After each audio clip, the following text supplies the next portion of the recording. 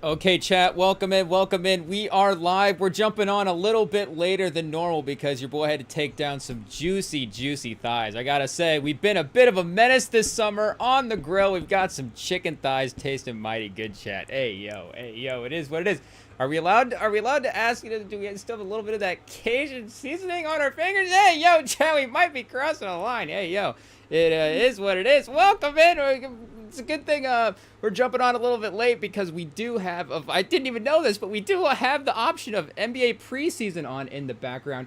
I mean, I guess this is the year where, the NBA on NBC is going to start. And, hey, yo, tonight's main feature is, of course, I guess we should say, as of right now, streaming on Peacock. So, if you can find it fired up, I guess, whatever kind of pirating website you guys got, chat, hey, yo, you might not even need the apps, but that's if you got one, that's where that's what app it is on at the moment. So you can watch along with us tonight in a little bit. But hey, yo, I guess again we missed that potential rabbit hole of NBA preseason there, and this is specific, just Rem watching basketball, specific to me type stuff. But I'm just interested in watching this game as well too because we never get to watch the Bulls, chat. Hey, yo, it is what it is. They're never on national TV because they just haven't been good recently. And then, because of where we're located in the Midwest with the blackout restrictions on League Pass, we can't watch their version of the games. And we don't, getting the local channels, all the different stuff, it just doesn't work out. So there's a couple of teams that with the League Pass restrictions, we're just not able to tune into on a consistent basis. So I don't know if Peacock has just given us, the preseason games for free. But if this is, and I guess maybe is this considered a national preseason game? I don't know. I don't even know if is there such a thing. I don't know. I guess there was the other night when Bronny was playing the Warriors. Hey, if it's on ESPN, maybe.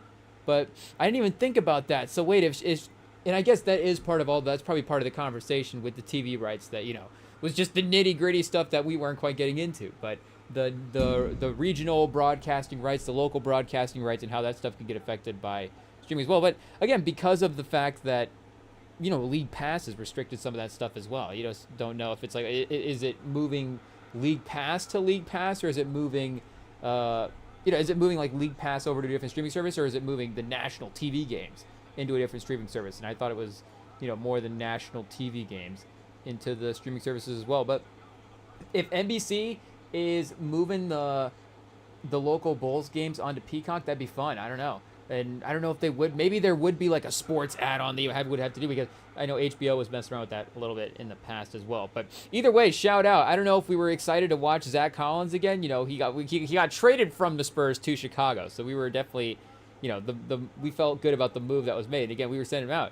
But, because we haven't necessarily seen the Bulls play too much, it is what it is. And our guy DeSumo, hey, yo, he is checked in, so, we might end up watching a little bit of this third quarter, chat.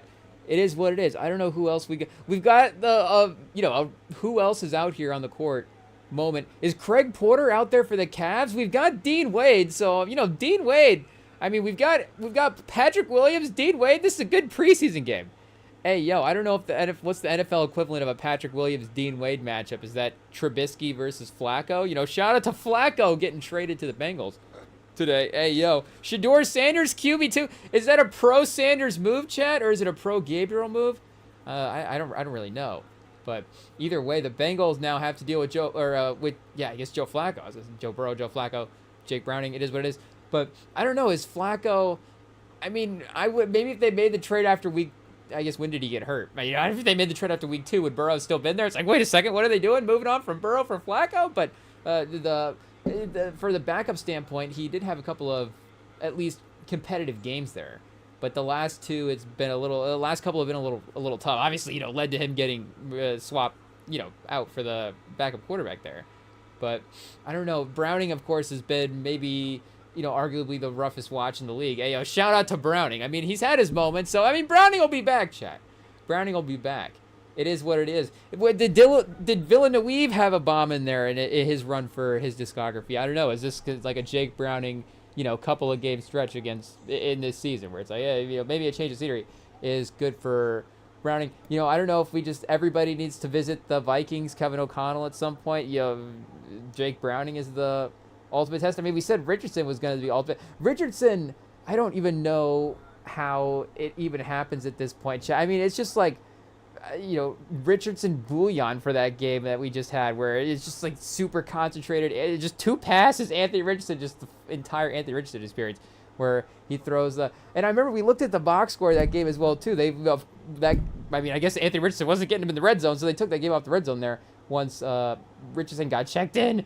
But I don't remember them showing or cutting to the crazy pass that he had, which seems like a highlight that, again, Scott Hansen would probably pull up at some point. But he had 2 passes, and his one completion, I think, was to himself. So, a crazy turn of events there for Anthony Richardson. But at least no interceptions. If they can credit self-receptions as interceptions, maybe it counts. But otherwise, it was a pretty crazy game. But otherwise, I thought we also were going to get some WNBA finals as well too, but I think that's tomorrow, because when I fired up ESPN, it turns out it was the opening day for hockey. Hey, yo, chat, can you guys hear the boys to men in the background? Hey, yo, it is what it is. Did we just watch the opening scene or I guess not, well, we just watch the opening scene, obviously, if we were watching White Men Can't Jump, start from the beginning, and we just watched the opening scene.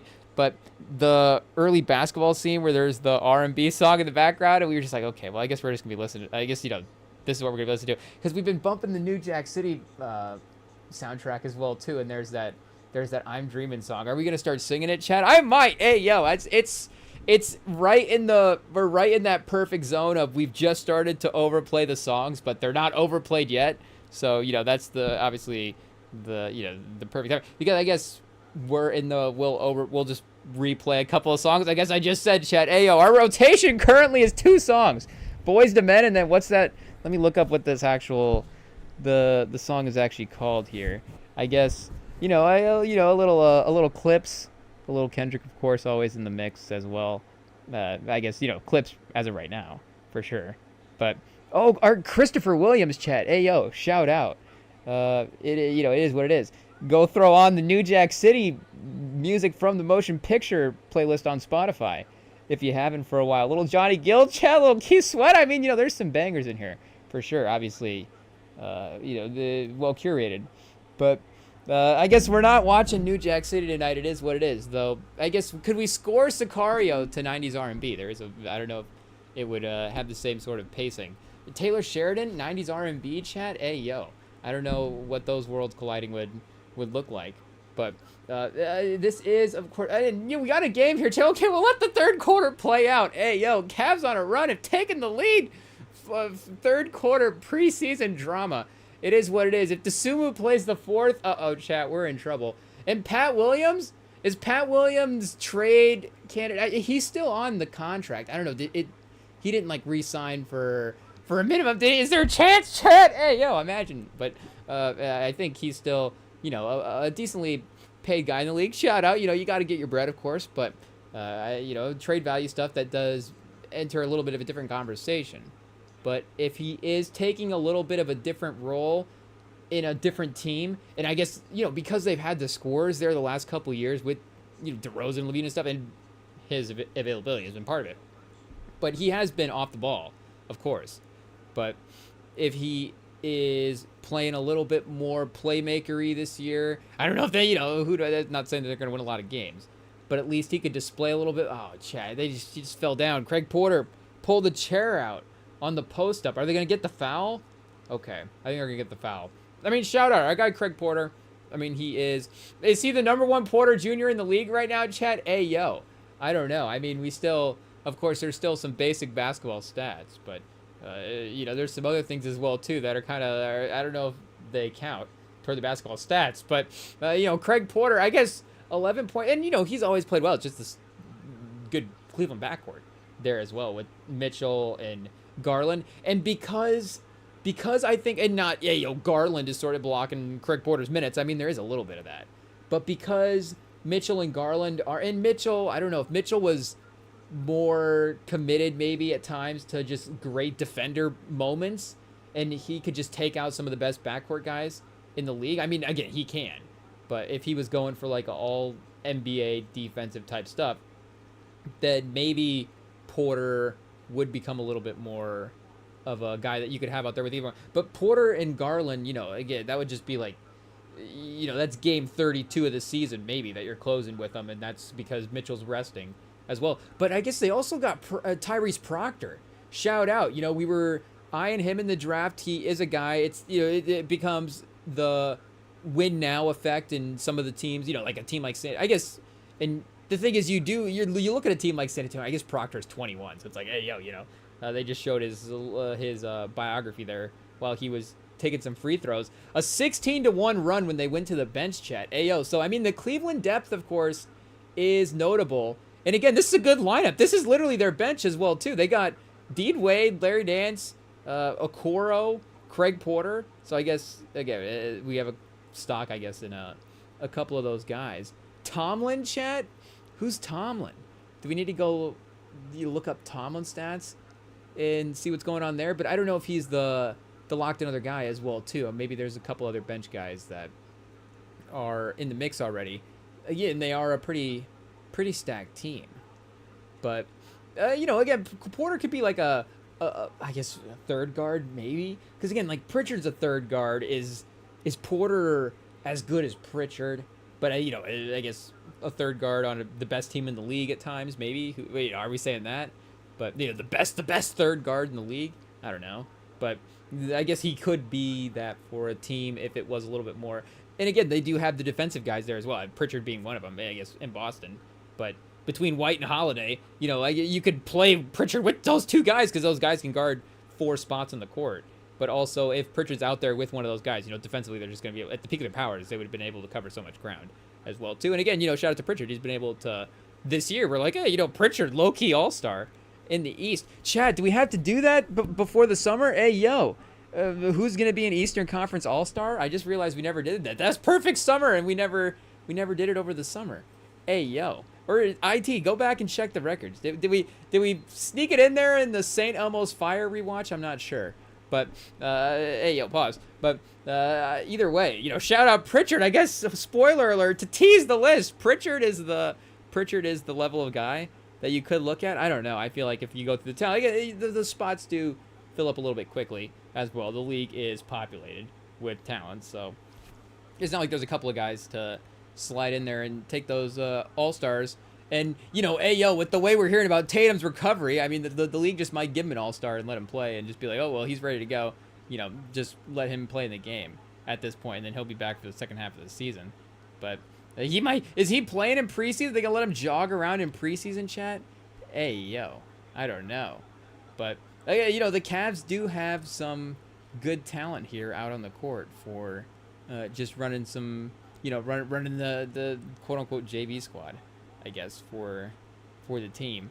And, Zach Collins, I don't know, is he a guy that you're always like, okay, our bench is good if we have Zach Collins. But again, San Antonio fans, we just watched him over the last couple years. So I don't know if that's another one where him and Wemby, even Wemby needs some type of, I guess, some sturdier, like a 5'4" guy to help balance out some of the defensive stuff. Oh, Craig Porter missing a free throw, chat. Hey, yo, can't be happening. Hopefully not breaking the momentum of this run.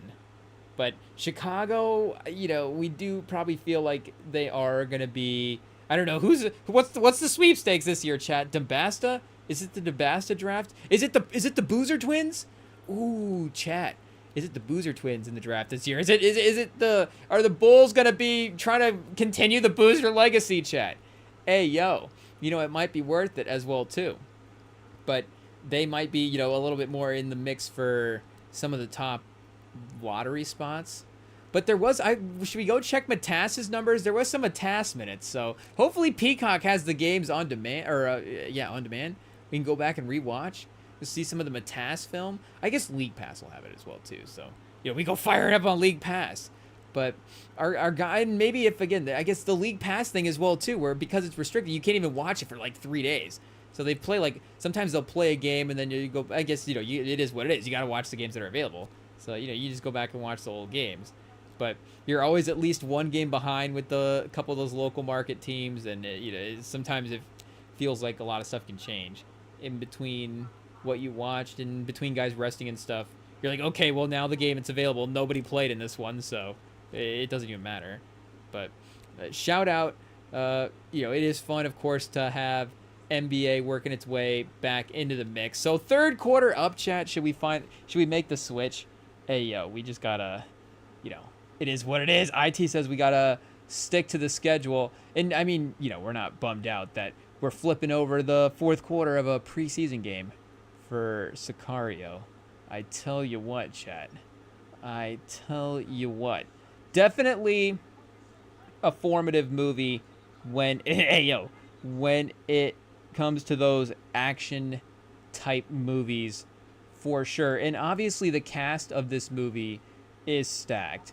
This movie is stacked all the way around. Oh, chat, a little lower on the popcorn meter. Ayo, I don't know why Peacock's got the Rotten Tomato scores on the display. Does Tubi have? I feel like Tubi's got a couple, not on all of the movies, but they do have a row where they'll put like, I guess maybe like Rotten Tomato Darlings or something like that. But again, it's always good scored. So I did, the Sicario, obviously loved by the critics, but I thought, the cult following as well too, for sure. But 85%, pretty strong. But 92 to 85, it is a little bit of a tier difference there, just a little bit. But it goes from, again, the sort of critical, I guess not quite A plus, but 92%. Obviously, we're talking about one of the elites for sure, and we're not even talking about, I guess, again, obviously at the end of the day, how individually you feel about the movie, which is the important thing, I guess, with any of these. But it is one of those ones that I don't know if revisionist history it is, do we go back? Again, like shout out to the Rewatchables pod. It is a fun bit that they do to go back and put some of these action movies in contention with the Oscars. I mean, again, we know how the Oscars sort of work in the moment as well too, just never recognizing this type of stuff. But this is one that, again, cast is good, but technically speaking as well too, is a great movie to go back and look at everybody that was involved in this movie. And of course, how awesome that they were, but just how great this movie delivers, again, from all of those technical aspects as well too. And obviously a guy like, Nolan as well. I feel like Nolan is a little on Villeneuve's corner a little bit in terms of the belt, and stylistically there is some overlap. So we'd have to go back and look at the timeline for popular movies as well too, because I know, like Memento was 2000. So Villeneuve might just be, a couple of movies behind him. We'll see. I don't know if he's a little like a Kendrick movie maker where he takes his time with the movies. Villeneuve, chat? Hey, yo. Dennis Villanova? I don't know if that's the interpretation here. But, okay, so yeah, he is kind of on the same timeline with Nolan. I guess I'm not as familiar with his earlier discography the same way we are with Nolan's. But then you get, of course, in 2013 starts getting in, I guess, 2010. This is again, speaking of cult classics, chat, this is definitely, I don't know if this is actually, it takes a cult to like that movie. But once you start getting into the, again, the early 2010s is when he starts, I guess, from a popular, rewatchable, mainstream standpoint breaks through. And this run, chat, looking at this run since 2013 as well, too, this is pretty crazy. Do we have to pull up the Nolan side by side? And they have had maybe some overlap as well too with the people that they've worked with. Cause here, let me double check. I believe it is Deakins that is on cinematography for this one. Yeah, you have Villeneuve directing, written by Taylor Sheridan, and then Roger Deakins doing cinematography. So it's like, okay, for the 2010s, obviously, again, we're talking, Deakins is historic as well, too. Not just for the 2010s, but, he is a little in that, I guess, the LeBron category. Is LeBron in the Roger Deakins category? I don't know. But, again, you just kind of pick whichever decade, and you can build an all-decade team with him on the all-decade team of the, the perfect movie. But you could also have Villeneuve directing, again, for director of the era, Sheridan for maybe movie writer of the era. We could debate that. Obviously, his work in TV is pretty influential as well, too. But let's double check here and remember all of the Deakins Nolan movies. If they did, again, I don't know if they actually work together, but there is a stylistic similarity to those movies where you feel like The Dark Knight and Inception and Interstellar are kind of in the same lane as, and I guess I don't know if we call it prestige action. Do we need to create a category? Is that a category? Have the rewatchable said that? Is that just in our subconscious? I don't know. I feel like we've been ripping through them this year, so it either is, or it's either really in the subconscious or we should just know it as well. But there is maybe a category again of action where prestige action is where this stuff kind of falls. And of course, I don't know if it's just again the era of the movie. There was a slickness and a stylisticness to the action movies here. But I mean, again, if you speak of the Roger, you would put like Heat and Michael Mann films in a prestige action type film, or a Scorsese film. Those gangster movies would be in prestige action. I would say even at this point, the De Palma films looking back on some of the higher end. I guess the higher end was obviously De Palma. He didn't have a low end film, but the real legacy ones like Scarface and Carlito's Way, I feel like those would probably get into a little of the prestige action category as well. But I feel like Carlito's Way, chat, lock it. Prestige action. Scarface, maybe that's the borderline of prestige action, and I don't want to say like a B action movie, but maybe like Extraction. Is Extraction prestige action, or is it, because that is definitely has the modern slick feel of these type of movies that we're talking about. And maybe, I don't know if slick is the right term for it. There is again, just kind of there is a little bit of a dark, tense pacing to the movies versus, I just don't know if they were making, again, just the sort of corny lightness of some of the action movies throughout the eras as well too was a little bit more prominent. But again, I don't know if Extraction is as expansive as a movie like Sicario feels, where again, it is a little globe-trotting. It's not quite, I guess a Bond level globe-trotting type movie, but it is a little bit bigger. It is a little bit of a bigger cast as well too. Bigelow, chat, Zero Dark 30 would definitely be also a movie that feels kind of like this, and is, that one, did that win Best Picture? So that one definitely is, in there as well too. But yeah, this, or like the John Wicks, like John Wick 2, 3, 4, those start to get into, I think, prestige action as they get, pause a little bit bigger.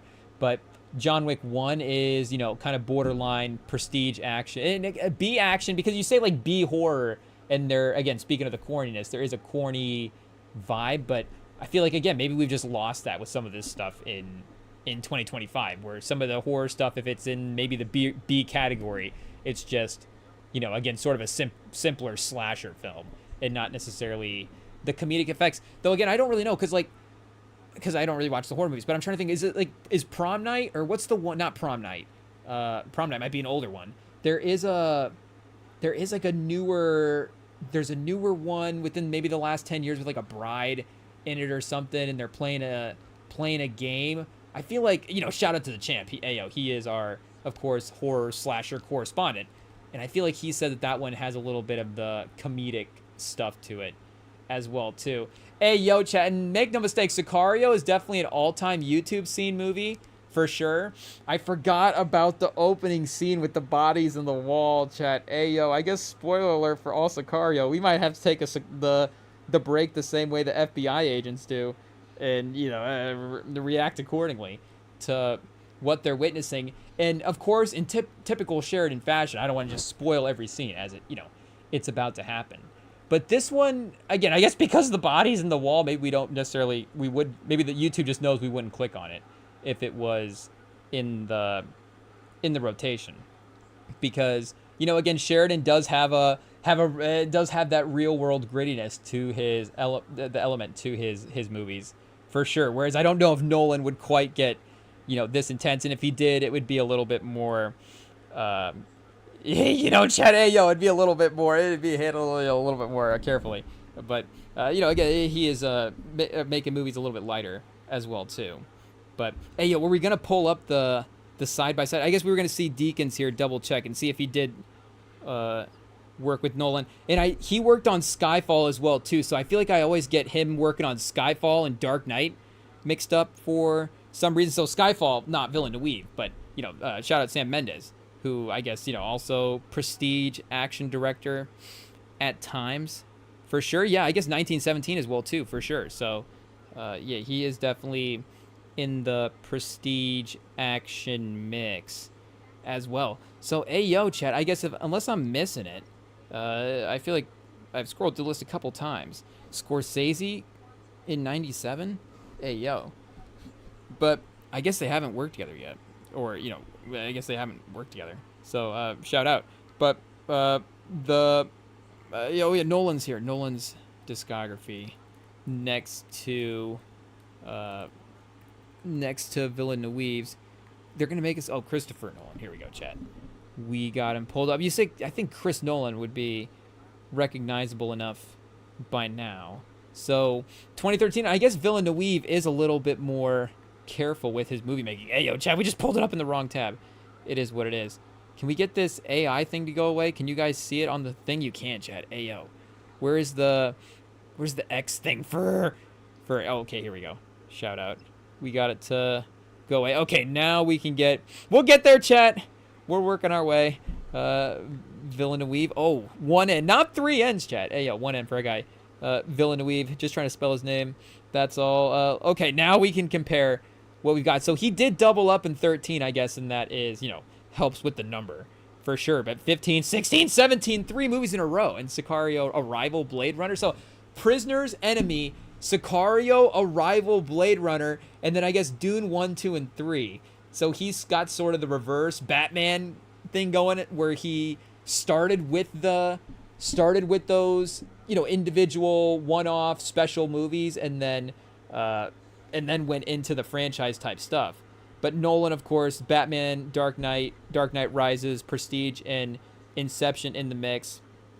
And then Interstellar, Dunkirk, Tenet, Oppenheimer in the Odyssey is the next one on the board. So the Odyssey versus Dune Part 3, they're both going, and I guess Oppenheimer versus Dune 2, they're both going epic for epic. Tenet versus Dune Part 1, chat. And I would say that I think that, of course, Tenet did get it was a little bit controversial in the moment. Of course, the plot, even still, is hard to understand in a Memento type of way. But Memento was definitely, and I don't know if we go back and read the reviews, can we pull up the popcorn meter on Memento? I mean, it's definitely going to be good now. But hey, chat, did we make it through the first scene in the movie? Hey, do we just go to break right now? Oh, man. It is what it is. Shout out Sheridan. But that is definitely the worst of the worst, for sure. So, hey, chat, break scheduled anyways. It just so happens. It's right around the corner. But, yeah, we got, again, because of the critical reception for Dunkirk, so I'm trying to remember here, Blade Runner, Arrival. I feel like all of these have been, again, heralded pretty highly when they were released, obviously in the same way that Nolan has been for sure. And they both have done a great job, again, with the sort of combining the originality, the variety, in a little bit of the different stories as well too. So I don't know if Nolan tops him by going with a little bit more, conceptual type stuff. His concepts can get a little bit more intense, and obviously he maybe over-conceptualized with Tenet a little bit. But Oppenheimer as well too, he was able to climb the mountain to the best director nod and all that different stuff all the different stuff first from the accolade standpoint. But I do feel like Villeneuve is right there with this Dune Part 3. And Dune 2, it didn't win Best Picture, did it? It did get nominated for a ton of stuff, and I want to say it won a ton of stuff as well too. I gotta be honest, chat, I haven't seen Dune Part 3 yet. Is it, how long is it? Pause. Hey, 166? Okay, so it's not 3 hours. Maybe I was thinking it was 3 hours. Zimmer on the score? Is Zimmer on the score for Sicario? I don't think he is. Who's on the score? It may be a guy that we're not... Oh, Johansson? Here, wait. Okay, pivot real quick. What else does he score? Film scores? Oh, also, I guess the other Villeneuve movies in there. And really, I guess, working with his guy. Prisoners. Oh, The Theory of Everything is I guess a non-Villeneuve that he scored. But Sicario, Arrival, The Mercy. That's not the Michael B. Jordan movie, I don't think. Mary Magdalene? Oh, Last and First Men as well. An English language Icelandic science fiction film. Ooh, shout out. But otherwise, American mainstream would be mostly those, I guess, fill in the weave. So I guess, underrated chat, Johan Johansson, but we got to put respect on his name. The Sicario score, of course, is really great. Shout out. But yeah, I think here we were at the Dune 2 earned Academy. His work in Arrival earned Academy nomination. Oh, I was gonna say, did he win for Arrival? Because I don't think he has actually won yet. But here we can double check and make sure and fact check. One win for Arrival, 2 win for Blade Runner, 6 for Dune, and 2 for Dune Part 2. But Dune didn't win Best Picture as well too, because I feel like that's been the fan favorite of the nominees. Again, with it sort of having mainstream box office success. And not say that they're having, because I guess Barbie and other one. Did Barbie get nominated for Best Picture? It did, right? Or was it some technical awards? Because that one got snubbed at a couple awards as well too. But the Oscars, again, it should be a little like that probably, where it's like if the movies of the year we recall first should be the ones. It's like, oh yeah, Barbie was nominated, Oppenheimer, and obviously Oppenheimer won. And the moment was so big that I feel like pause. It definitely should have, and feels like it should have. But yeah, I guess nominated, hasn't actually won the Director Academy Award yet. Best Adapted Screenplay, I guess, for Dune, the first one as well too. And I guess I don't know what the landscape is looking like for when Dune Part 3 would be released. Here, can we get that back on the calendar again as well too? Okay, 2026.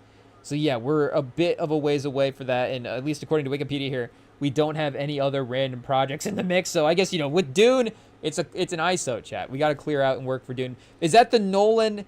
Is that the benefit? Is that the credit for the Nolan legacy part of it? Is he was able to work on The Prestige and Inception while also making the Batman movies? I mean, there is, a little bit of time in between each movie, so it's not like, in 2008 he released The Prestige and The Dark Knight. But if Nolan, I guess he had to take time to make both movies. What are we criticizing him for here? I guess we're just saying, if we're comparing the way their filmmaking careers have sort of balanced out here in the past. But yeah, he is of course one of the stylistic guys that we think of sort of defining this era of action movies and really bringing that prestige action. Because I maybe would think that this could be the best era for it. And, again, the belovedness of a lot of the 90s action and I guess 80s as well, too. So just because maybe a movie is paced or looks a little differently and doesn't lean as far into the tension elements as some of the movies like this do, then it's not prestige in the same type of way. But I do think that this is, like I've said before, sort of at least for me anyways. And again, this is where I'm a teenager, high school, watching these movies, and that's just going to be the most impressionable time for movies as well too. But this is, I think, the sort of pinnacle of the look and feel and storyline and pacing of all this different stuff. And and this as well too, if we're talking about pacing and that's Sheridan and all of these guys working together.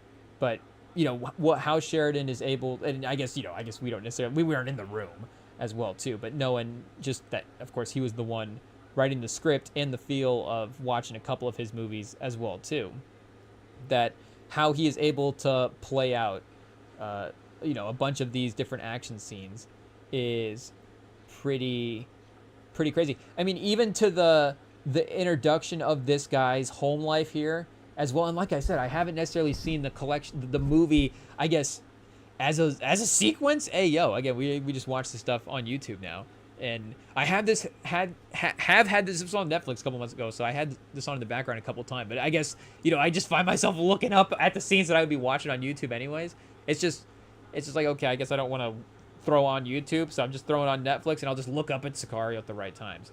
I don't know if it's paused. It is what it is. But yeah, shout out. Like we said, he is probably our number 2 current, because I guess Coogler, but I guess Fruitvale is in this time as well too. So he is. I don't know if we would say he's 2020s because Panther 1 is Pantera chat.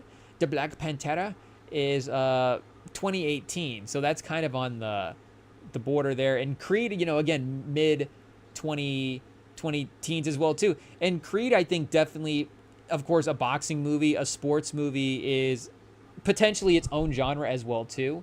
But again, it being of this time, I think does feel like a 20-teen sports action movie, and fits perfectly for that time period, and just looks great, and is obviously one of the Coogler just makes great movies as well too. Speaking of guys that don't miss, hey yo chat, it just, I guess, depends on what you think of what's the subtitle for the second Black? It's not The Way of Water. That might be Avatar chat. Hey yo, is it Black Panther The Way of Water? Black Panther Aquaman? What's the name of the second Black Panther movie? Wakanda Forever chat. Hey yo. It is what it is. I guess, that's if Dune Part 2 had a subtitle, it's not like we would have remembered that, right? He just got away with it being Part 2. It should have been Black Panther Part 2, Chad. So much easier. We would have remembered it right off the bat. But I guess Villeneuve already cheated and got that one as well. And I guess, I might have to actually think about it as well, too, if I was thinking favorite directors. But those are, the easy ones to have the 10 plus, and I guess, did we count up 10? But, the most sort of movies in the 2020s or 2000s, is that the right? It's the 21st century. There we go. That would cover all the years from 2000 to now. The 21st century legacy directors, I think, that are out in front the most right now, that we are most a fans of, would be Villeneuve and Nolan. And I guess, again, like, because it would be like, Scorsese. What would Scorsese be for a 21st century director? Obviously, he's great. You get Departed, you get Wolf of Wall Street, you get a bunch. But still, I guess he is, speaking of LeBron chat, he would be the guy that's also, just pick the decade for Scorsese. I guess we'd have to find, was The Irishman in the 2020s? We'd have to find out when The Irishman dropped. And then, maybe that's the decade, chat. I don't know. But wait, Scorsese, he got back with this last film as well too. I mean, I guess PTA, if we're also talking about hit rate, he is of course tearing up the 21st century as well. Wait, Killers of the Flower Moon. Shut up, I'm an idiot. It is what it is. Again, I guess we're falling behind on the newer movies. Pause. We are catching up on the 90s. Shout out. I guess just the Tubi in general. But so once Killers of the Flower Moon hits Tubi, then we'll throw it on. But I think, is The Irishman been on Tubi? Maybe? I don't know. There's a couple of new movies, and I'm like, oh, this movie's hitting Tubi already? Let's go, chat. Maybe speaking of Black Panther or Pantera, maybe it was Den of Thieves. Maybe it was the second Den of Thieves that was on there. I don't know. I think maybe De Salato has had its, Tubi run as well too. But, Sicario might be a little too high level for Tubi. But, it is a movie that feels like it does have to be streaming somewhere at some point. There was, right after it did go off, right after it was on Netflix, I was checking, because we were rewatching it, and then it was gone. I was like, okay, wait, well, now we just have to find out which one it's on now. And then it was sitting there for a second, not streaming on anything. And I was like, oh, Chad, we have to order this DVD. Are we going to have to get into physical media? I don't know. And I feel like, if we have to make the call now, the call might be yes, because I'm not going to lie, Chad, we may have turned the corner. We may have bought a couple of DVDs. I don't know. At 2025, everybody's pushing DVDs right now. Physical media is the phrase of the day. It's the way to go. So I guess we were just like, oh, well, can we find Carlito's Way on DVD? Actually, we were trying to find Set It Off on DVD, but unfortunately, where we were looking, they didn't have it, chat. They did have Carlito's Way though. So I guess shout out, spoiler alert, we got the Carlito's Way DVD. But Sicario, I don't know if we have to. I'm trying to think. Well, did we get anything? No, we didn't get. The newest one we got was Inside Man. We thought we had all the movies picked out, and then Inside Man was there for like $1. So I was like, well, okay, obviously this is not gonna change what we've picked out too much. So what are we gonna just leave Inside Man there? I guess not. So I guess what's that, like 06 for Inside Man? But should we just do a quick what was the first DVD haul that we got? I can see him sitting over there. I don't know if we're gonna bring him out and do a full reveal, but we did have to. I feel like again, do we get a little overthinky with some of this stuff at times? Where like we can't just go buy a DVD. It's like, okay, these are the first DVDs. We have to make sure to get the right ones. So but of course, they had a White Men Can't Jump, so we got that. They got Boomerang, so we got that. And then, speaking of Carlito's Way and Scarface, maybe this is why we're talking about it. We got both of those. So I feel like that when we had those four, it was like, okay, that basically covers all the bases we wanted to cover for the first ever DVD haul. It was probably going to be, Boomerang and White Men Can't Jump in some sort of action movie to get like a nice balance in there. And the Carlito's Way Scarface was perfect. And then they had Inside Man. There was like a sign we got. It was just like they knew that, I guess they knew that we were shopping there. It was like a perfect layout. They had a sign like right at the end of all the DVD section of the store that we were in. And it was like, if you want to keep shopping for more, go to clearance in the back. And I was like, oh, hey, it is what it is. I don't know if that's paused or not. But when we got back there, that's when we found the Inside Man. And there was a couple other ones, I guess, that we had to leave them on the board, chat, but we couldn't leave Inside Man on the board. It is what it is. Denzel for, if it was like a Instagram post, build your perfect DVD collection, and it was, Inside Man's there for $1. You just got to take any Denzel movie for $1. You got to take it. It is what it is. The performance alone. And Clive Owen, I guess. That's why it was $2, chat. $1 for the Denzel performance, $1 for the Clive Owen performance. But it's a great movie as well, too. So it should not have been on clearance. I don't know. Do we have to put that? We might have to check out that DVD, honestly. Is that DVD in there? I don't know. Maybe they just sold us a case. The Inside Man case for $2 makes a lot more sense than the actual Inside Case DVD. But we did also for $1, less than $2, chat. And this was, I guess, did we say Inside Man was $1? Okay, that was we got it for $2. We lied. But the other $1 one that we got, that was like, okay, this is not gonna, change the overall this much. But they had Purple Rain sitting in the clearance, chat. So this is one that is in the watch list, and we've been trying to find it on streaming. Here, let me check. I know now that we have the DVD, it's going to be on streaming. It was on Tubi. I guess, chat, if you want to know what was on Tubi at some point, just ask the Rem and Sam pod. But I feel like I did see it there at some point this year in 2025. But the music video? No, we don't want the music video. Did I buy the music video? Hey, if I got the music video for $1, that's pretty sick as well too. Honestly, would I rather have bought the music video or the movie for $1? I mean, obviously they have DVDs of music videos, but do they have DVDs of music videos? Do they sell them like readily available? Because that could be a whole nother way to lose money. Okay, I guess fortunately it isn't on streaming. I don't know, fortunately, unfortunately, it isn't. So maybe is that the way to round out the collection, chat? I don't know if that's the checklist, the bingo card for the first DVD haul, but the comedy, I guess both White Men Can't Jump and Boomerang are comedy, Boomerang, I guess more rom-com. So rom-com, buddy comedy, action, good deal, and Inside Man, and then the new watch that you want to check out, that's a good deal as well too. And Purple Rain, I don't know, maybe we need to refine the checklist a little bit.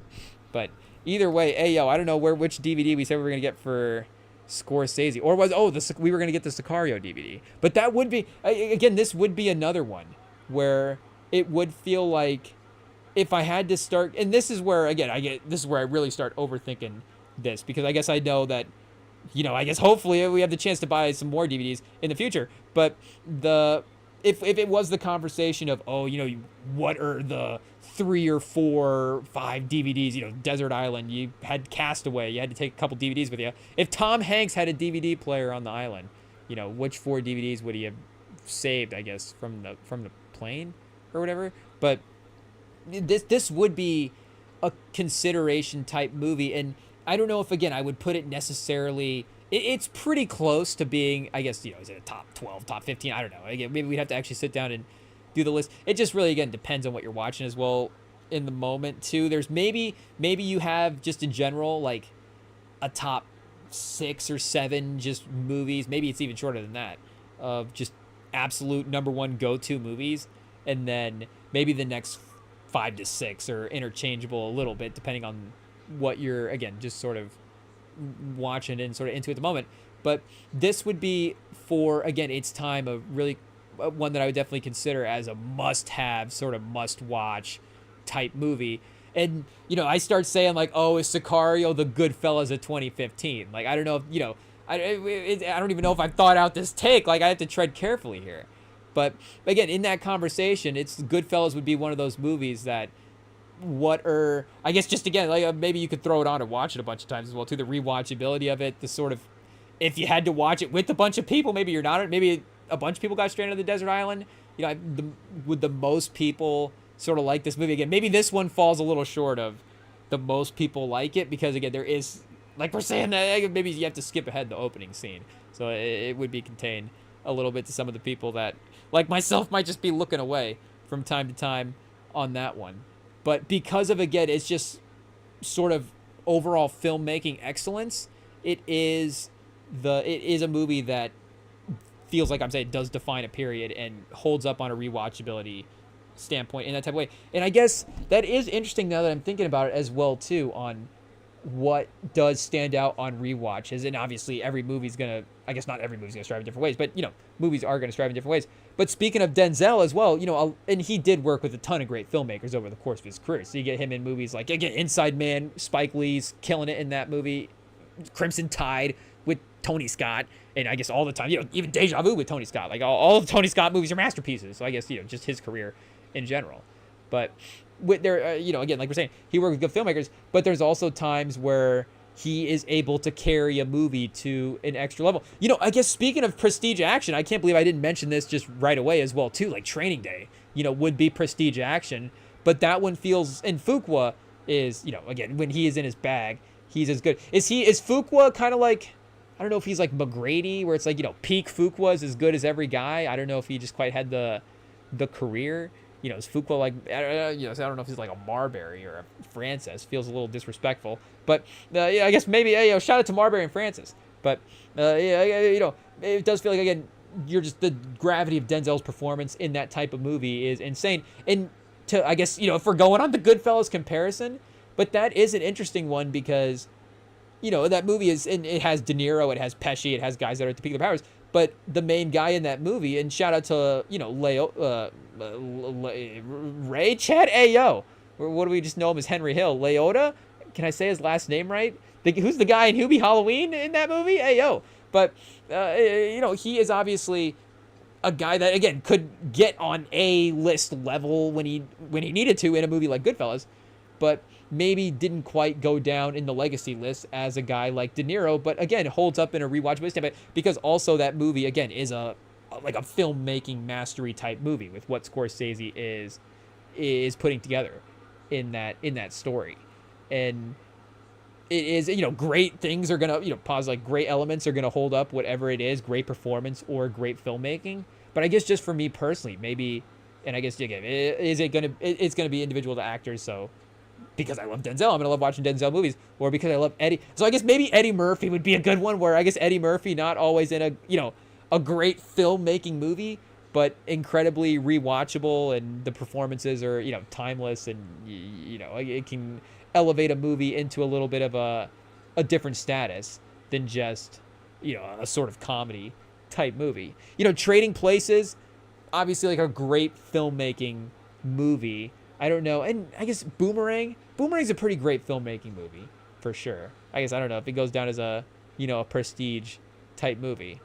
But, hey, yo, I can't believe even now, hey, yo, what do we got? Sicario so captivating that we don't even need to listen to it to know what's going on. And this is where I'm getting to the YouTube rewatchability of it as well, too, Chad, because now we're into the border crossing scene, and it's the whole stretch of the movie. I mean, again, it's the way the whole movie compounds the tension of the movie on top of itself, if that even makes sense. But is that even a scientific thing that can happen in movies? Can you compound tension? I think you can. But just the whole, from them going across the border into Mexico and then, you know, again, back out, pause, is just all incredible. Even with the fact that it is in some ways simplistic as well, too. Like, there's just such little dialogue, and that's what I'm, you know, from a filmmaking standpoint. And the acting is great because this sort of facial expression. You just have to sit there and ride in a car. Like, there's a challenge to that type of acting as well, too. And Sheridan can, write a movie as good as, and, write, I guess, dialogue as good as anybody in a way that, again, fits for what he's going for. But maybe his ability to, again, use those scenes effectively as well, too, is what helps elevate the actual writing in the scenes in general. And this is, again, where he strives, where this movie is at its best, is in just these visual sort of tension action sequences. And, again, speaking of brutality, this one, of course, as well, too, has got a couple of look away moments as well, as showing what the cartel is up to on, the side of the border that they are on in this movie here. But to go to the cast of this movie, I think that, I don't know if this movie does have, again, maybe this movie is not quite on the Goodfellas level because it doesn't have, maybe quite the De Niro and the Pesci in the movie. But especially in the last, 5 years, I guess, the last 10 years, would be the 10th anniversary of this movie, which would be why we're, rewatching it. But especially in the last 5 as well, to, especially with Thanos on screen, is a lot of these stars have definitely been stock up as well, too. And I guess, again, shout out to our guy, Kaluuya, if I'm hopefully saying his last name right there. He gets Get Out in 2017, and then, Black Panther in 2018, so he is probably instantly maybe the most successful. I guess we could look through it as well. But especially now, of course, it feels like Emily Blunt is really starting to take over as one of the #1 mainstream actresses. And again, she's always crushed in the action movies. I feel like she doesn't get her respect as a sort of action hero. And again, because maybe she's done such a diverse amount of projects that she's not necessarily defined to the action genre in that way. And again, I don't want to start necessarily throwing out names and saying they're only action stars as well, because again, I'm gonna probably miss movies from their career. Like, there are, like, I get, we go through Sigourney Weaver's career. Obviously, there's high level action moments that she's known for, but I'm trying to think. There are other movies that she's been in that are different than that type of role as well, too. But just between Edge of Tomorrow, Prestige Action, that's another one. That's perfect, chat. Hey, yo. So, Emily Blunt, of course, is one of the lead Prestige Action stars of the 2010s. And this would have been, I guess, would this have been same year? So she had Edge of Tomorrow and Sicario in the same year, maybe? Here, let's see, or close enough. Oh, 14. Yeah, I was going to say, wait a second. So we would have been rewatching Edge of Tomorrow for the 10-year anniversary, but I guess that would have been last year for that one. So we break code and go 11-year anniversary for Edge of Tomorrow, and then Sicario. Excuse me, chat. Hey, yo. In 15. But yeah, you got, like, of course, 5-year Engagement. Before that is classic. The Voice of Juliet, chat. In Romeo and Juliet. I mean, Devil Wears Prada. I was going to say 06 would be one of the earlier roles as well, too, that helped her break out. So, again, you think of the diversity and the iconicness. Okay, diversity, obviously, definitely a word. But iconicness, a word as well, too. Chat, this is the best part. I don't want to call this my favorite scene of all time, because that, again, is just it really just depends on the moment. And if I pick one scene as my favorite scene of all time, I feel like I'm going to immediately start gravitating toward all the, a couple other scenes I left out and just be like, well, actually, I know I really love this scene as well, too. But in terms of YouTube, again, rewatched, especially this part right here as well, too, where they're in the cars in the lead up, chat. Hey, yo, again, just in terms of, there is obviously, it's a politically heavy story for sure.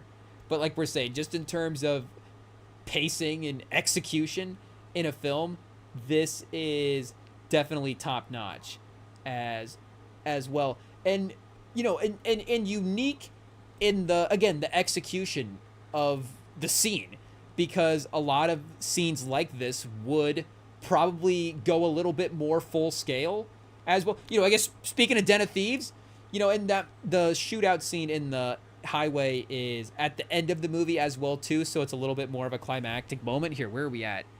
in this movie. Yeah, we're only about a quarter of the way through the movie at this point, so it becomes one of the earlier, main set pieces. And just because of how, again, excellently crafted it is, it becomes one of the go-to scenes in general to rewatch in the movie. But there's a swiftness at which the team executes. I mean, it is what it is a really unique payoff to the tension build up, a really, great, of course, just display of what they're capable of in the, obviously in the tactical element. And you think even, a movie like Heat as well too, just a lot of these movies wouldn't necessarily, they would take this opportunity to have a more dramatic set piece moment instead of the set piece being, like we're saying, the tension and the build up of the entire thing. Of course, the MVP of the scene, I feel like if we go through the YouTube comments right now of this scene, the MVP of the scene, and do we have to look up this guy's name, chat?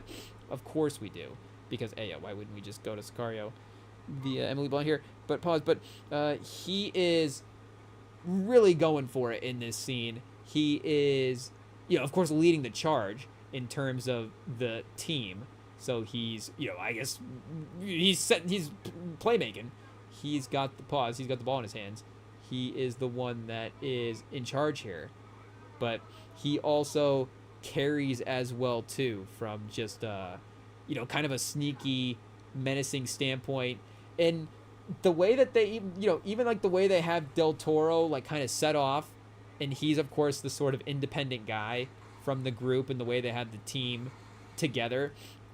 Chat, it is what it is. And Emily Blunt, of course, in shock of what is going on here. And there, chat, he is quick with the trigger. It is what it is. I mean, he does, I guess, spoiler alert in the second one. I guess spoiler alert, not spoiler alert, he does get popped in the second one. He doesn't, again, the spoiler alert, not spoiler alert, he doesn't die. But he does get his, I guess, aggressiveness does get checked there a little bit in the second one. But, Brolin doesn't even leave the car, chat. It is just, and I guess, he maybe is probably not opening up the doors of that car that he is in as well, too. But then, of course, the iconic line of, oh, this will be on the front line of every newspaper tomorrow. And they're like, it won't even make the front page in El Paso. It's like, oh, chat, Sheridan. Again, there's just the way he's able to use, the writing is in the storytelling, and the way he's able to, Stefan Salami, chat, shout out, the way he's able to use that whole scene and deliver that line. That's basically, again, the sort of one line of dialogue there. And the way that he's able to summarize that whole moment and the after effects of that moment, and again, just what that even speaks to into a bigger picture that this movie does get into, but also, again, doesn't get into as well too, because it's just so expansive of a topic. But again, it's just the efficiency there is pretty incredible from Sheridan as well too. And Brolin, leading the way, like we're saying, has definitely begun, has always been a lead, I don't want to say like a lead supporting guy, but has definitely been, a lead, also part of a movie. Because I guess, he's just always so good in every movie that he's in a way. So you start thinking like No Country for Old Men, Bardem and other guys are obviously, stealing the show as well too. But because he is, again, as good of an actor that he is, it's hard to pause to not say that he is. Oh, American Gangster, chat. We just were rewatching that one. I mean, we got it clicked on here. I guess we were looking more into that one as well too. But I mean, he is, of course, I guess, definitely more of a supporting role in that one. That one being more of a Crow Denzel movie. But the 2017, or just the 2018, I guess, in general, with the Avengers Infinity War and the Deadpool from a box office standpoint. I mean, just from a box office standpoint, I don't know if those are the only movies that he's done here, Chad. And I guess, his work with Villeneuve as well, too, has definitely helped him out there, Dune being a major part of that. But, I mean, look at this, chat. This is crazy. We've got Avengers Infinity War, Deadpool 2, Sicario, I guess not a random one, Sicario Day of Salado would be 28. So that's 2018. Legacy of White-tailed Deer Hunter. 2018 comedy drama directed by Jody Hill. Oh, I was going to say Jonah Hill? No, Jody Hill. Shout out. Brolin and Danny McBride. We got it maybe winning some awards over here, it looks like. But, hey, yo, I don't know if this is going to go down as one of the best years that an actor has ever had. But, again, the box office, one of the best years the actor's pocketbooks have ever had. That's for sure. Avengers Infinity War, Deadpool 2, Sicario, Day of Salado. Let's see. There's no way that this wasn't successful at the box office. Chat, look at this poster. Hey, yo. Is this...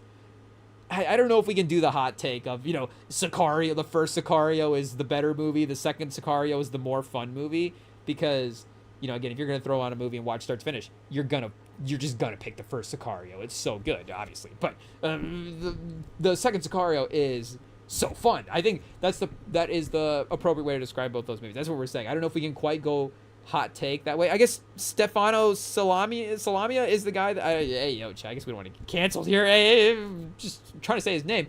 Solamia? Is it Solamia?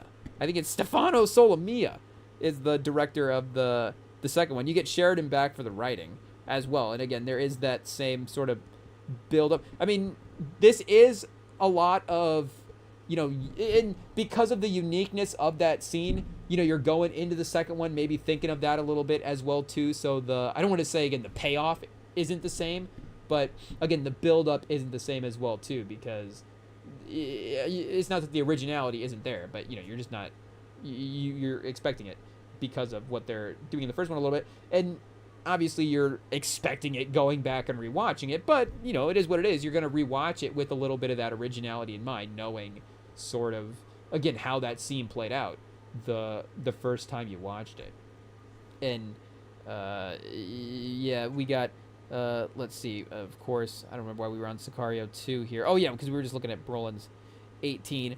Flag Day, maybe a little bit of a not as a box office success there, but Dune 1 and 2, Brothers, and then Weapons this year. Wake Up Dead Man and then he's in the new Knives Out. Chat, I mean, that's $100 million for sure. I guess, is that going to go into theaters? I guess that's a Netflix thing, or it was. I don't know. We don't have a Netflix logo on the poster here. I see. Do we click on this real quick and see? And then is he in the Running Man remake? Hey, yo, chat. I mean, I don't know if that is also going to be box office success as well. Glenn Powell, Chad Powers, and the Running Man. I don't know. Is this a movie star career? I mean, definitely a Tubi star career, but a movie star career for Glenn Powell. We'll have to see. But Brolin in there as well. I mean, maybe this is a movie star movie, chat. Ayo, Glenn Powell, William H. Macy, Lee Pace.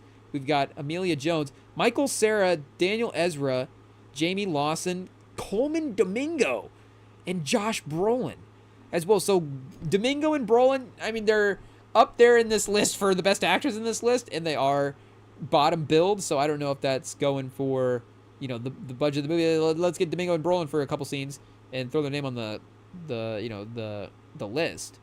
But Powell as well too in the mix. Okay, chat. So he's gonna be in front of a lot of eyeballs for sure.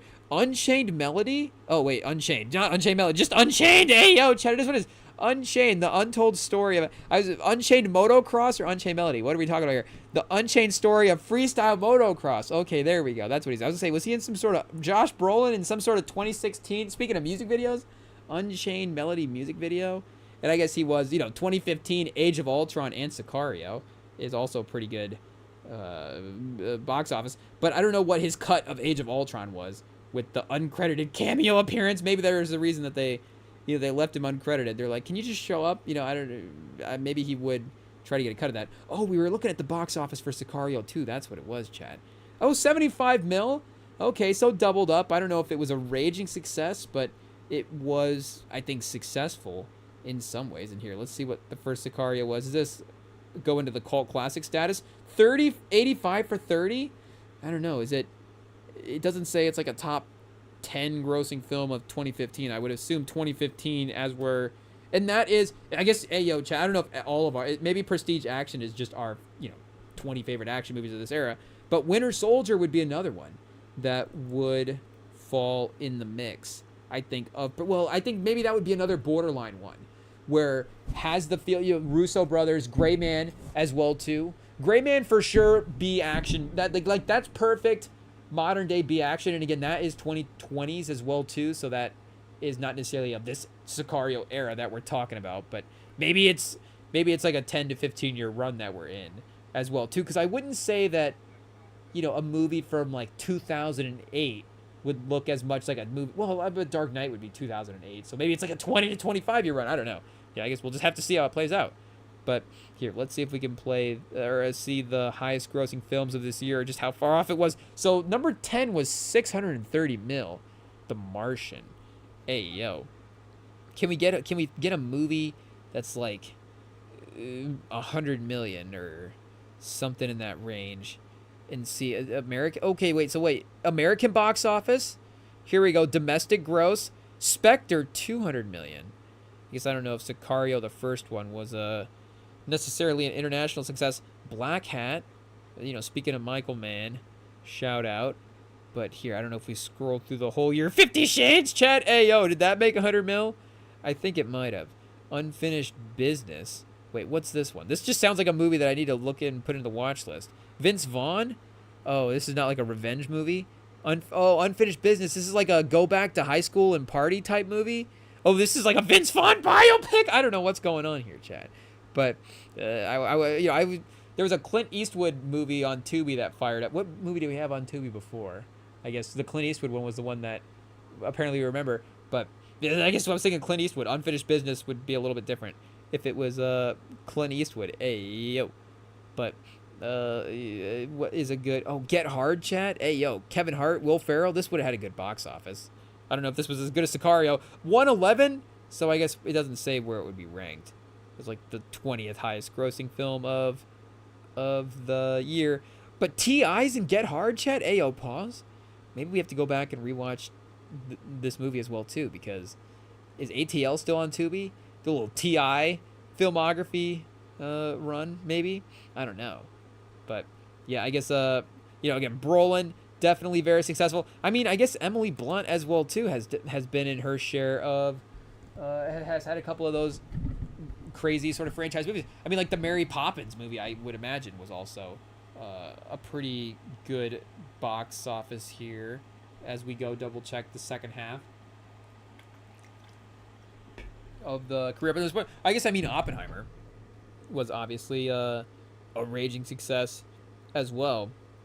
I guess, like, starting with 5-year engagement, I wonder if she could be, okay, that was only 54, I guess, only. But I wonder if she could be in the mix for, in a bunch of years, obviously, just because the career hasn't been as long as some of these yet, but for that highest grossing number. Because you got ScarJo, they're number one right now, and, it made incredible movies, obviously, but between Avengers and Jurassic Park and some of these franchises, it's like, holy cow. The success has been crazy. But a movie like Huntsman as well, did that bomb at the box office? Oh, it just had a big budget, chat. 115 on the budget. Is that just in cast? Hemsworth, Charlize Theron, Emily Blunt, Nick Frost, Sam Claflin, Rob Brydon, and then Jessica Chastain in the mix as well too. Narrated by Liam Neeson. Wait, so who directed this thing? Cedric Nicolas Troyan, a French visual effects artist and film director. Hey yo. So I don't know if maybe they spent less on the filmmaking and more on the cast. I don't know what happened here, but that was another, of course, at least I remember that movie being around. Quiet Place, Mary Poppins Returns. Oh, Sherlock Gnomes. We already said that. Quiet Place 2, Jungle Cruise. Maybe, see, was that a Disney Plus release? Or was that in the box office? 200 million on the budget. Whoa, Jungle Cruise. How much did they think this was going to make? Hey, yo, chat. Was this going to be a $500 million movie? Maybe they thought it was going to. Maybe they thought so. Okay, let's. Maybe we double check 2021. And I feel like at this time, maybe this was COVID as well, too. What year was COVID, chat? Hey, yo. It was all a blur. But international box office does probably start to show movies here as well too, in a little bit of a different way. Wait, how is Jungle Cruise not on this list, chat? Hey, oh, domestic gross. Oh, I think maybe that was box office, just a number listed a little bit differently. But so I don't know what I guess the gross was like 22 million or whatever, maybe for that movie. But Ghostbusters Afterlife was at 129. So wait, oh, A Quiet Place Part 2, which he was in, would have made up for it as well. So that did 300 million on 60 million at the box office. So yeah, you're pocketing a good amount. Well, I guess, obviously I don't know the budget for this stuff, but seems like you're making out pretty well with that one compared to Jungle Cruise. And I don't know, was The Rock like $100 million for Jungle Cruise? He just kept saying no, and they were like, we have to have The Rock. The Rock is the only guy that can get us to the destination. With Emily Blunt, shout out. But I think it was really just them two. I guess Plemons, Ayo, and Giamatti. Okay, you got a good cast in here. Edgar Ramirez, shout out.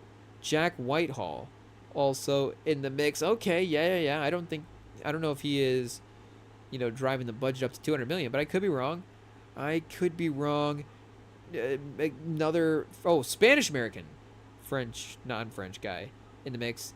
Horror director, has directed horror films, and then directed Jungle Cruise. Jungle Cruise, I mean, I don't know if it's a movie that I'm like, oh yeah, that was directed by a horror director, even if it is, sort of a fun movie. Maybe it does have, I mean, Key and Peele, again, Key and Peele is a perfect example. If you go back and if you I guess we're sort of reverse watching it, where you watch Get Out first and then watch Key and Peele, you would be like, oh yeah, the horror guys, or I guess whatever the order is, but it makes total sense watching Key and Peele sketches that they're good at horror or in comedy. Otherwise, I guess I'm lost in the metaphor at this point, but regardless, I don't know if it necessarily plays in all of the genres in that type of way, but at least people did see it making 200 plus million as well too. So it's not like they weren't able to get people out. Oppenheimer was, I don't know if it quite crossed a bill, but maybe that was just domestic. Yeah, 975 is obviously crazy. In a $100 million budget, totally worth it for that one. Pain Hustlers, which one was this? Oh, her and Chris Evans. Hey, yo, chat. I don't know. Chris Evans, we might have to call him about being the agent. Oh, this movie's not out yet. As Netflix, no box office for that one. But yeah, he is going to need a box office success on his own right at some point. The Fall Guy was one that we were definitely anticipating, but yeah, 181 over 150. I don't know if it quite played out the same way. But again, these are all like, people are going to see these movies. I guess, we're just comparing it to like the Oppenheimer level of margin. I guess maybe the Smashing Machine is the one. Apparently the box office for the Smashing Machine is not going crazy right now, chat. Hey, yo. I don't know. Maybe it's just I don't know if there's a streaming thing just lined up for it automatically that maybe, I don't know about it. So I'm kind of assuming that I can watch it on demand at some point later. But I don't know if it just doesn't feel like a theater movie, or I don't think it's, again, the movie star aspect of it, because Blunt and, The Rock are two of the biggest movie stars that we have. But I don't know if it is, maybe it's just football season. I don't know if everybody's distracted at this point. But Devil Wears Prada 2, and then the Spielberg film, is she not also in the Scorsese? But yeah, maybe the Spielberg film is the one that I'm thinking of. But somebody was just commenting about the new Scorsese movie that is about to drop as well, or not about to drop, but that they're in the process of making. Now I'm just too curious about who was in that, because it was about, it was The Rock, and I think it was Emily Blunt talking about and maybe The Rock was going to be in the new Scorsese movie. That's what it was. So I don't know if Emily Blunt is also supposed to be in that one. So it's not listed on here yet. Let's see if it's on IMDb at this point or not. But I was hearing it pitched as a Hawaiian Goodfellas, so we'll see what subject material they're working off of, if any. I'm sure there's it's what Scorsese says, but I'm sure there's a crime story of some kind that Scorsese, chat. Hey, yo, we don't know how to spell. I think that's got to be close enough. Anyways, it should. I'm sure he's popular enough. It should know. But here, movies that are upcoming releases. 16. Saquon? We got an executive produced Saquon documentary. Hey, yo. Untitled Hawaii set crime drama. Here we go, chat. Pre-production. Executive producer on Tyson miniseries. I mean, I didn't realize the sports turn was, so good for our guy Scorsese here. Shout out. Obviously, the producer stuff is great. Gangs of New York TV series, pre-production. All this stuff in pre-production is crazy, chat. Ayo, development unknown. Roosevelt producer. Home producer. Not giving up much there. Fascinating Rhythm.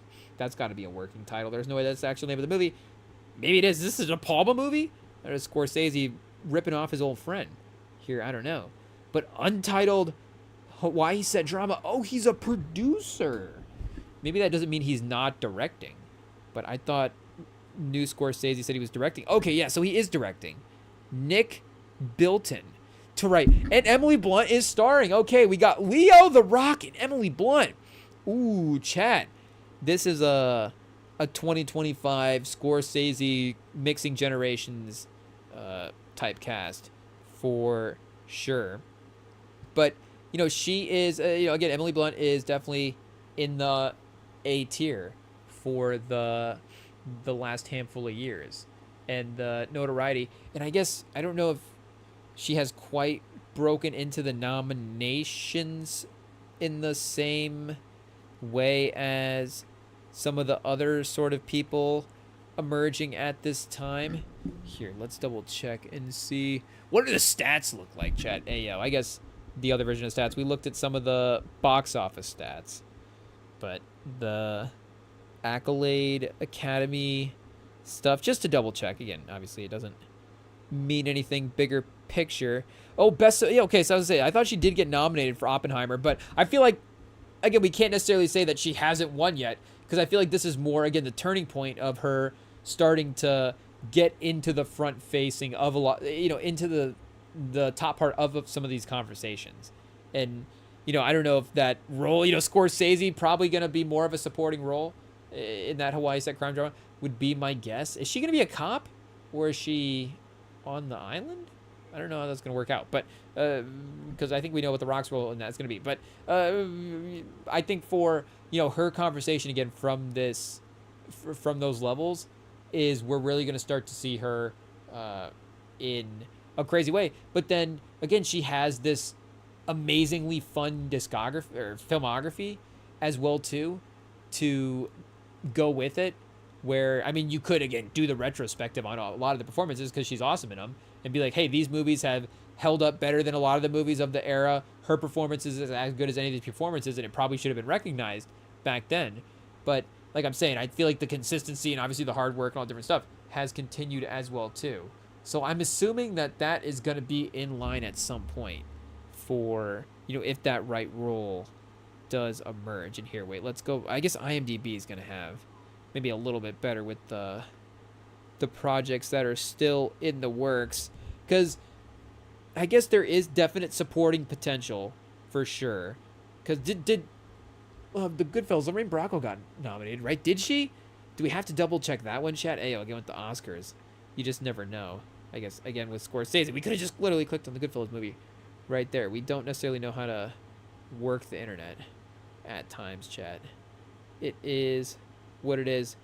Accolades for the movie. Best Supporting, yeah. So Lorraine Bracco was nominated for that. So it's not like he can't necessarily have that type of part in a movie for sure. I guess I don't remember all of the Best Supporting or Best Actress nominations that have been out of his movies. But I would imagine that wouldn't be the only one as well. Did Margot Robbie get nominated for Wolf of Wall Street? She had to have, Chad. She had to have. And maybe Devil Wears Prada 2 is a movie that gets that type of love. Because, again, you get, of course, Meryl Streep in what has, again, become also one of her most iconic performances. If we are talking about what have the most people seen, I don't know if we have to actually... Did we check the box office for that one? But, just over the years, as well too. What role are a lot of people connected to, and what is, the odds of a movie being passed down and rewatched, and the, again, the movies that really have the legs, the generations, the generations beyond. It does feel like one of those movies that is going to be a little bit timeless.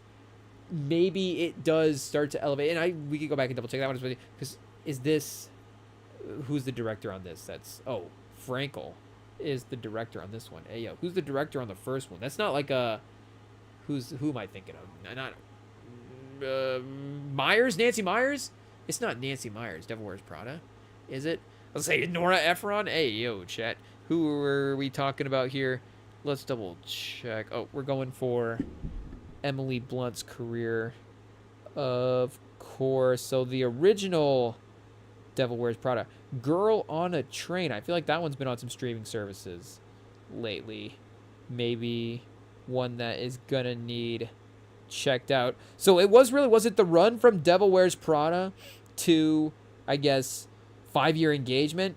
So that's not necessarily, I guess, not a lot of years, but just a lot of work in that time, and not a lot of necessarily huge payoff roles in a sense. Hey yo, Chad, again, speaking of the work, that is, I never actually, like, the amount of roles that were taking place over that time is pretty crazy. Again, I don't know screen time for all of these, but still, 2007, you've got 4 different projects there, 2 in 2008, 2 in 2009, 3 in 2010, 4 in 2011, 5 in 2011, and then 3 in 2012, 1 in 2013, 2 in 14, 15, 16, 17, 18. And then I guess you start to see become a little more not more selective, but the roles definitely become a little bit better individually, for sure. They can definitely carry, you don't have to necessarily take a ton of different roles when you land some of these big parts, for sure. But the original Devil Wears Prada, let's double check who was on the filmmaking side. Also Frankel. Hey, yo, shout out. What else is Frankel? Not a name that I would know right off the bat here. We can familiarize ourselves with Frankel's filmography. Why do I always say discography, chat? It is what it is. His filmography. Band of Brothers miniseries. One Chance is the other movie that they're bringing up from a director's standpoint. Collateral Beauty, 2016. Music video for One Republic, and a couple of Marley and Me music videos as well. So not actually like a crazy director career, but did direct, I guess, Devil Wears Prada, and maybe some other TV stuff as well too. Maybe more of a writer. Here, let's see. What else did he write, chat? Maybe that was more his specialty. Yeah, I don't know. Some TV show writings. Miami Rhapsody, 1995. Do we remember that? Rome. One episode of Rome from 2005. Grapevine, 2000. TV series. I don't know if that is a classic one or not. But, yeah, she is, I think, again, really going to go down as, of course, one of the legacy first people you think of as the 2010s, 2020s. And I guess if she is able to, of course, snag a, Best Actress award, that would definitely define a legacy in a different type of way. But, like I'm saying, because of the notoriety of a lot of these roles as well, too, would just become a front face of this generation. But I'm trying to think, what trailer was I watching for a movie? Oh, it was that, what's the name of that new Clemens, Emma Stone movie that's about to drop? I'm going to forget it now. I guess we could look it up here. But that was another one where I was watching the trailer, and I was like, is Emma Stone going to win a Best Actress again? Like, all of these roles are insane. Well, I feel like the first 3 letters are B-U-L-O. Is it belong? I'm just making up a word, chat. Hey, yo, it's close to that. Okay, let's go Emma Stone and see what the new movie is that's about to drop. And I think we mentioned as well, too, back when we did see the trailer for that for the first time, that Plemons as well, too, was people were talking like, ooh, Plemons, what's the buzz going to be like for him out of this performance? And obviously we're really pulling, or I guess we shouldn't say obviously, hey, pause. I guess for us, we are, at this point anyways, unless we really watch Plemons and see what the performance is and see how great it is, we're kind of hoping that MBJ is able to steal that award right now. But Begonia, that's what it's called, chat. Begonia. This was a seeming like another crazy performance from her as well too, in a good way. Just crazy like her, just throwing heat in a movie. And you just look at this run as well too. Cruella. She's again just gonna go down. I don't want to say Streep, but is Cruella kind of like an early Streep? I don't know, but she, I think, is on pace right now, and I don't know if we're stepping on our Begonia reaction, chat. Hey, when does this movie actually drop? Let's double check here. Is this November, December? October 24th! Okay, yeah, it released in Venice back in August. That's probably when the trailer dropped there, beginning and last month. So, hey, yo, chat. What do we got? Wait, it released... Oh, 24th. I was going to say 27th? 24th. So, yeah, not this... I guess 2 Fridays from now, we will be reacting. Are we going to go see that one opening night? Begonia, chat? Emma Stone's going to have us in theaters opening night. Hey, yo. It is what it is. It depends on how crazy people are talking about this one. If people are really going nuts about how good this movie is, then we might have to see... Emma Stone, chat. Again, she's top of the list performance. We're gonna go watch all those movies, but again, she's gonna deliver in the movies. Is Emma Stone the new Denzel for us? Anyways, personally, performances we love watching because Denzel would have been the guy that, and obviously still is, in every movie that you're gonna watch. Again, regardless of the quality of the movie, it's gonna be a good performance. That he's gonna deliver. So that is again. Rewatch Begonia, I guess we'll have to see. But in terms of making the decision to go see this movie opening night, we know that Denzel's going to deliver. So even if the movie's bad, a good Denzel performance opening night is worth the cost of admission. And Emma Stone is about on that level where I guess I don't know, I haven't necessarily gone back and revisited Cruella. I think because it is a little long, I guess here. Let's double. Is that a 2-hour movie? Yeah, 134. But 100 million and 233 on the box office. So yeah, obviously pretty successful.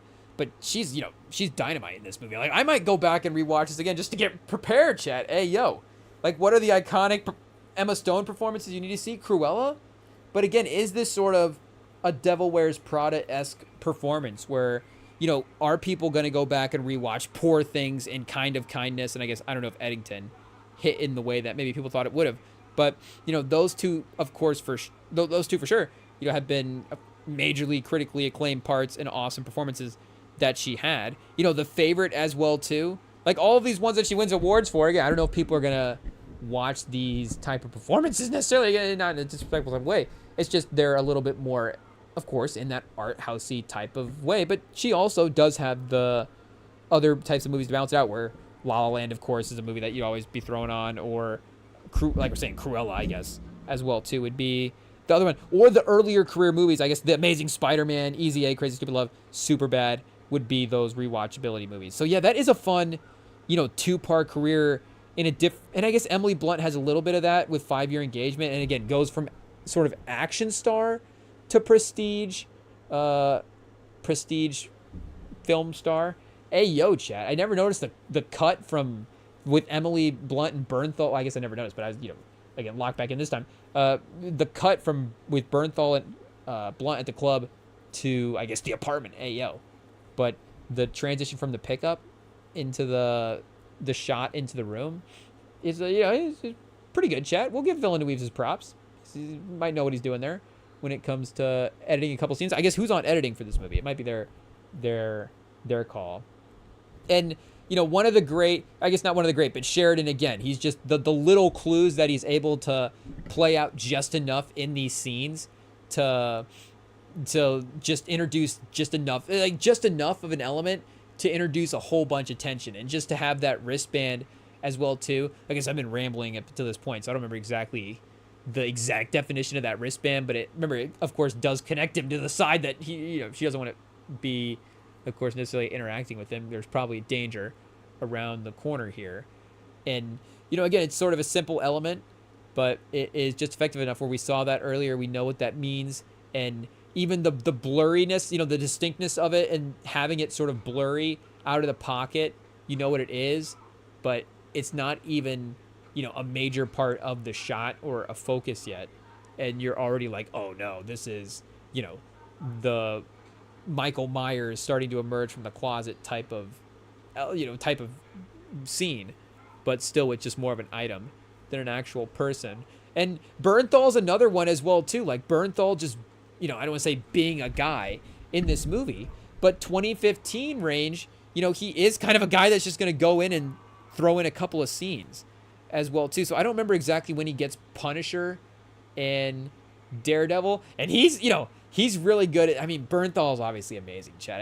I think Bernthal's another one. Like, this could be, again, I guess I was saying earlier, it doesn't have De Niro and Pesci, and that's because, I guess, shout out, time spent as well, too. I guess Brolin could still have a De Niro-like second half of his career. Is Brolin De Niro a fair comparison? I don't know. But it could have a ton of award winners for sure. And maybe supporting, like we're saying, more so than the best, because De Niro was able to snag those. But also, again, you slot him in as your number 2, and now it's like moving Steph Curry off the ball. It's like, okay, well, that's obviously going to work. So it's just, I don't know if we can necessarily do this for every movie. But, this one could have and already does, have a very nominated awards friendly type cast. But again, you could see them all having, and they're all sort of having that rise as well too. I don't know if Bernthal is quite getting the lead movie roles in the same way. Oh, he isn't. Of course he's in the Odyssey, chat.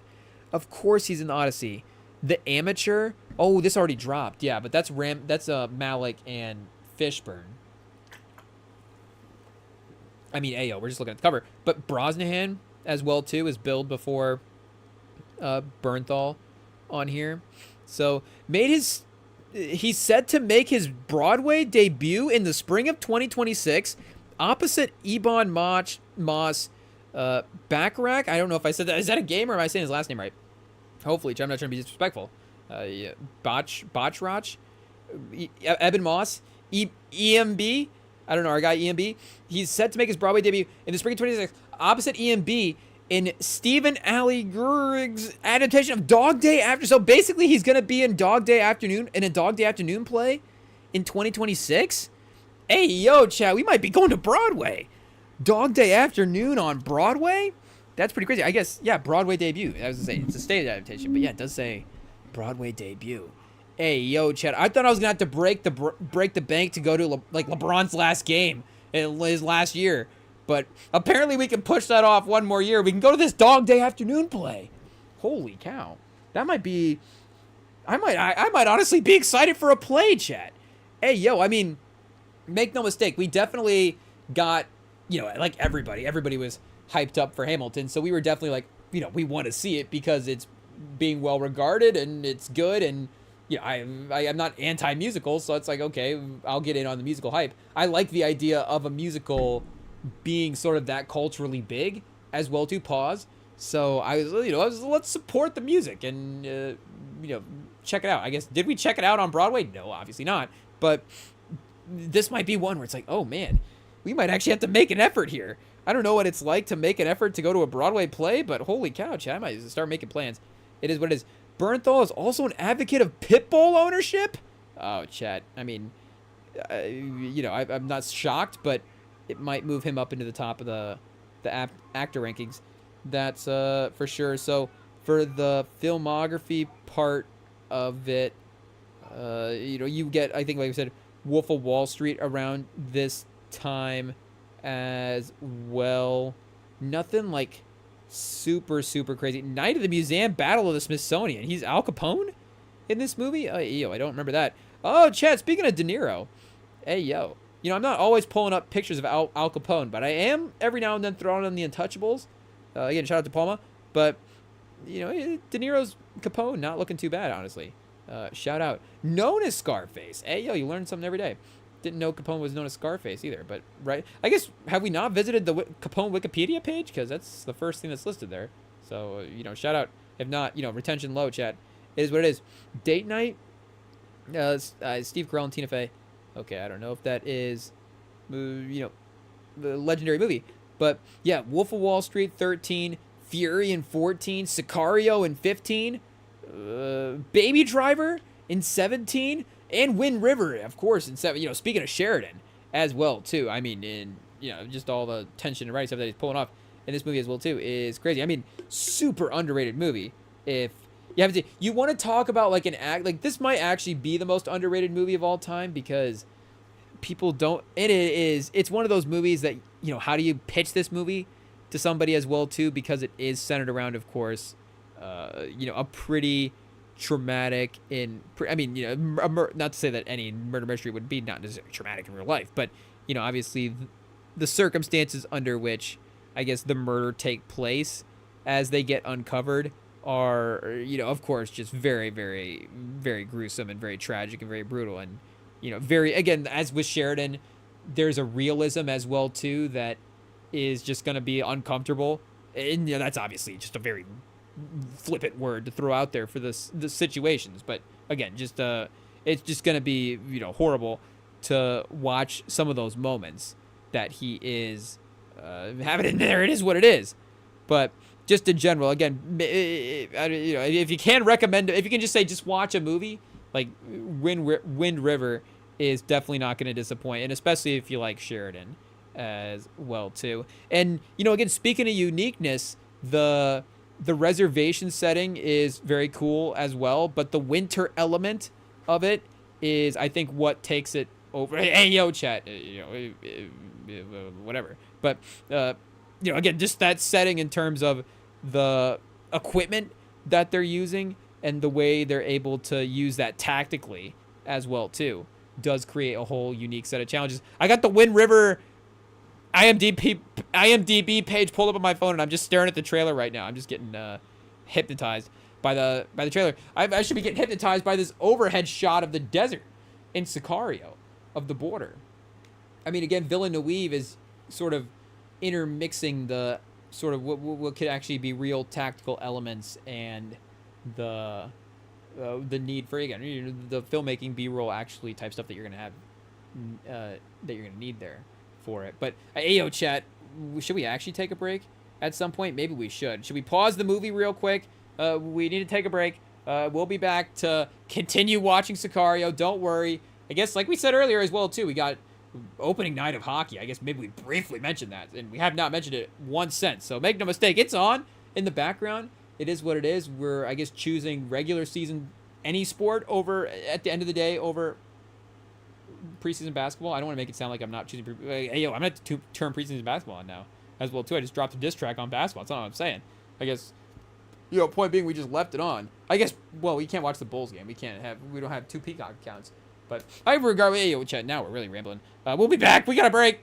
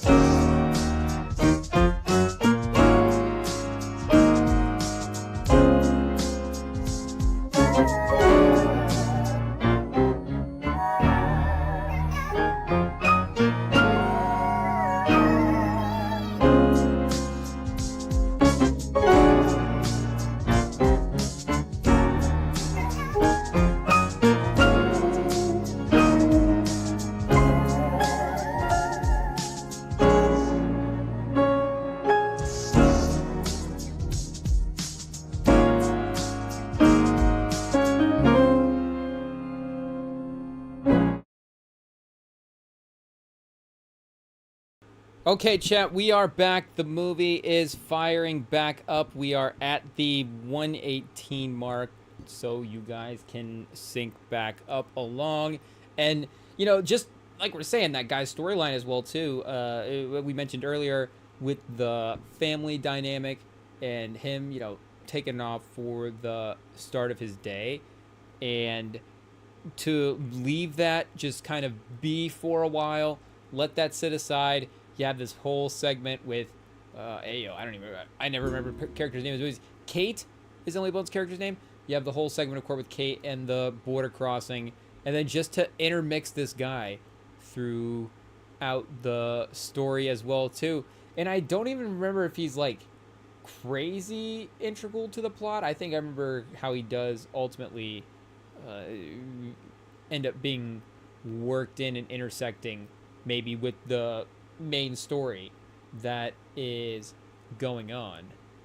But can talk more about, again, the pacing and the actual just what this movie does well stylistically.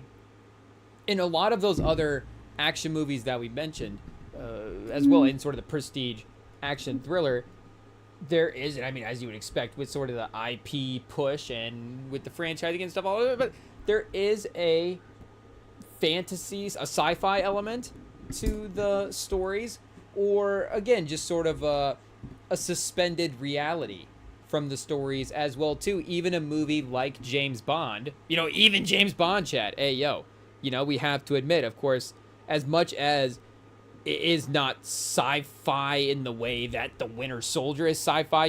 James Bond doesn't necessarily have the super soldier serum. Hey, yo, unless, I guess, is James Bond sponsored by Blue Chew now? I'm not sure. But in terms of on-screen, he doesn't necessarily, I guess maybe in Skyfall, he does get injected with something. But, or I guess, I don't know, maybe James Bond, maybe a little more injecting himself. But obviously the movies, of course, are a little bit suspending reality, and there's the extra tech and the Bond element of the fact that he is going to kind of always win out in the end of the day, obviously up until the a certain maybe point in the storyline. I guess if you haven't seen Bond all the way through, it is what it is. But again, even still, there is always sort of an expected outcome to the stories with James Bond in them. And again, Dark Knight, Batman, I guess even Nolan does get, of course, a little bit creative in a way with his Batman ending. I guess spoiler alert for The Dark Knight Rises, but I guess even The Dark Knight itself, how does Batman Begins end, Chad?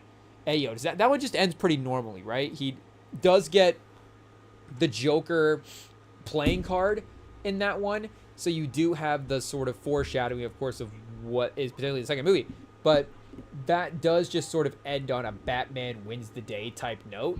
But, once again, you get to The Dark Knight, you have the fact that he is going to be chased by the police at the end, and he has to leave the movie as the villain. And then in The Dark Knight Rises, of course, he, I guess fakes his own death and, makes a retirement. I guess he retires as the Batman in The Dark Knight Rises. So, hangs up the mantle as well, too. And I guess maybe that's not necessarily a new type of ending, fake death. But, again, he does get creative with a typical sort of superhero wins the day type of storyline as well, too. Maybe we're just, obviously mostly attached to the Batman story as well. But, again, this is that sort of and I guess I don't know, the liberties taken creatively with whatever elements may be. But, even if it's just sort of the operational methods as well too. But for the most part, I would assume that this movie would be, again, but I think even a movie like Heat, like that movie is as realistic, I guess, as you're going to get for an expansive bank heist type movie. And it is maybe it's just more the way it's, again, the feel of the movie and the grittiness and the way that Michael Mann is able to give you that sort of street level filmmaking in a way and be able to still have that prestigious big storyline and connect all of those things together as well too. But again, because of obviously Zero Dark 30 would be another one. like we mentioned earlier, that because it is, playing off of this real life event as well too, is, again, maybe a little bit, but that one, again, I don't even know, obviously, what is real for not for that story. I guess that one's not necessarily a documentary as well too, but in that one, again, speaking of skipping the beginning, chat, Ayo, just skipping the first hour of the movie count. I mean, fortunately, again, you get a full movie after you skip that first hour as well too. I guess from a runtime standpoint, you're not short of your afternoon. You're not short in your afternoon anytime if you skip a major chunk of that.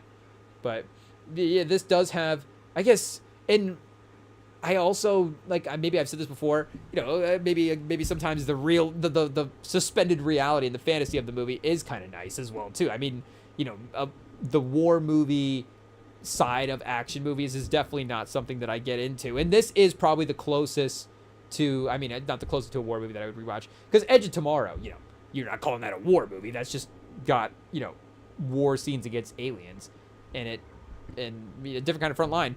But a movie like American Sniper, I guess, or what's the Wahlberg movie as well too? Is it Last Man Standing or Lone Survivor? Hey, like a movie like Lone Survivor would have an action movie type feel, but is not necessarily a movie that I would, be thrilled to go back and rewatch all the time.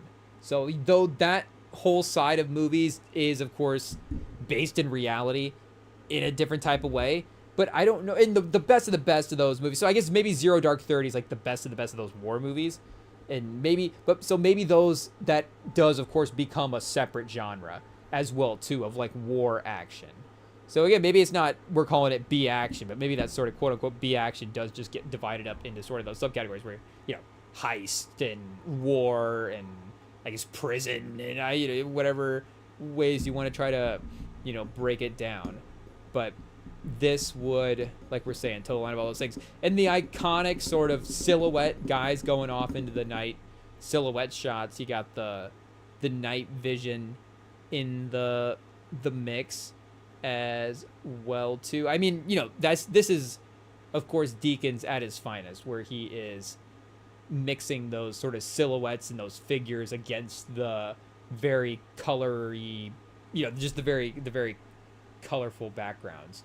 In the very, I guess not, I would, very colorful, but you've got the color in the sky in those sort of sunset moments, and there's still that sort of dark element as well too. I mean, Skyfall, like we're saying, would be another one. I mean, I guess Blade Runner 2049 as well too, if you're talking about him, using color in the modern day, is of course a masterclass in that as well too. Hopefully we're getting all these films right, Chad. Ayo, because that's Villeneuve for sure. So we got to go back. I literally just like I just give Roger Deakins credit for every movie in this era. I guess we just need to know more about filmographers. Roberts? Hey, yo, chat. I don't know how many Roberts before Robert Deakins. I would say how many Robert D's, but that's, a little bit of a pause for sure. Robert De Niro? Robert Deakins? Robert Deakins? Maybe I'm just spelling his name wrong, chat. Hey, yo. It is what it is. Now I'm doubting myself. There's no way that he doesn't pop up. Well, now I definitely spelled his name wrong. Okay, hey, yo. We just go back to the Sicario base page, chat, and base it out of there. Of course, never goes wrong. Hey, yo, Deakins. I think we had it right there. Yeah, Skyfall, Blade Runner 2049, 1917 as well, too. Definitely one of those films. I mean, Shawshank, of course. Yeah, great film, obviously, but does sort of have the colorful, I mean, it's just a Deakins staple, like we're saying. But that's for us about as good of a looking movie. Hot take, Roger Deakins makes good looking movies, but that is about as good of a cinematic moment as you're gonna get in a movie for us. And this one as well too, to have, this is probably, I guess in terms of, again, action sequences in a movie, if we're just breaking it down based on that, probably the most exchange of gunfire we get in the movie, and we don't actually even get it on screen as well too. So, Chet, sometimes talking through these movies as well too, obviously helps kind of obviously crystallize maybe some things that you're seeing on the screen. Ayo. But just the uniqueness of how he's able to, like we're saying, keep this movie a high action movie, and yet there is not actually a lot of action on the screen. Like the police shootout in the second one is a little bit like that as well too, because that one you're inside the car for a lot of the shootout, and then you pivot to kind of following the hostage as they're escaping the situation, and then you do kind of pivot into the next couple of moments, but then it kind of again slows down, and then you're back into sort of a quicker shootout after that. But this is again a good a pretty good exchange going on in the tunnels. But you have the tunnel settings, you have the guys around the corners, you've got the night vision in the mix as well too, so it makes sense that the action is kind of subverted visually, but is again also just a great way to set the movie apart. So there is that scene, the iconic fight in the Daredevil TV show, where he's going in and out of the hallway, and he's kind of throwing guys through doors, and he's popping in and out at different points, and the fight is kind of intermixed between him in the rooms, and then him out in the hallway. But obviously that camera just kind of stays out in the hallway, and he's fighting on and off screen. And that's not obviously the probably the best example of another use of that as well too. And it's a little bit different because again, that's sort of a POV of a location. And this, again, you still have obviously, Kate and I forget Daniel Kaluuya's character's name as well too, but they're a little bit newer to these situations, so they're kind of hanging back as well too. So you do have their POV, like we're saying, of them kind of following the group. And Kate, Emily Blunt's character, chat, loves taking the helmet off. Of course, a great protagonist move throughout the movie. But I don't know if it would have been a situation where I would have maybe, obviously you're following behind Josh Brolin's crew. You're in a pretty good place. But yeah, you do have the guy pause, like backing down the hallway and then firing back into the space as well too. The gun flashes are what is kind of lighting everything up. So, and I don't know if again because of the other films as well too, it doesn't not make sense that again these guys can't play together in a movie. But I don't know, I feel like obviously not every time you get all of the technical guys working together on a movie like this, it does always deliver. And again, a guy like Deakins and Villeneuve, these guys have amazing hit rates, so they're up there amongst the best for the amount of quality that they're able to drop. And it kind of goes hand in hand where once you get an iconic project as well too, your iconic status is up there in a different type of way. But this, like we're saying, the fact that this movie delivers technically as well as it does with all these guys is one of the all-time clutch performances, Chad, from a film-making standpoint, for sure. Because, again, like even some of the guys that, Benicio, chat, there he is, always popping up from around the corner. Even some of the guys that like Nolan is working with now, again, they don't necessarily have the notoriety of a guy like Deakins at this point in his career as well too, having so much legacy under his belt at this point. Obviously more years, behind Sicario, than in front of Sicario in his career. So, I'm sure at some point our guy Hoya von Hoytma, chat, am I getting his name right? We got the cinematographer that Nolan's been working with. I'm sure we'll get to the point where maybe him and Nolan are working again in a movie, and maybe, and they're already to the point where the Odyssey's obviously, I'm sure he's on the Odyssey with the way that they've been successful. But, I'm sure their next project already hits, obviously, those hyped up statuses as well, too. Nolan, again, is bringing that on his own as well. But to have that's kind of an interesting one because, again, he kind of has the Nolan rise. So I guess, with Nolan. So I guess Villeneuve kind of with Deakins, it's a little bit of a reverse, the director with the cinematographer in a way, but the guys kind of meeting at some point in their career as well too. So I don't know, it'd be like if if he worked with Coogler at some point down the line, it's like, okay, and then I guess Ludwig as well. See, again, all these guys are already working with Nolan, so maybe it is Oppenheimer, and then that movie, but it is also, again, like 3 hours. Sicario, you're gonna throw it on, you're gonna rewatch it as well, and then you shorten it up, skipping a couple of those, not skippable scenes, but okay, a couple of those look away scenes. You can even get this into a pretty manageable runtime for sure. So there is, again, it's not, I don't know if you can say it hurts against the legacy of a movie, but it is something that, at least in the rewatchability stuff, does become a little bit of a factor as well too.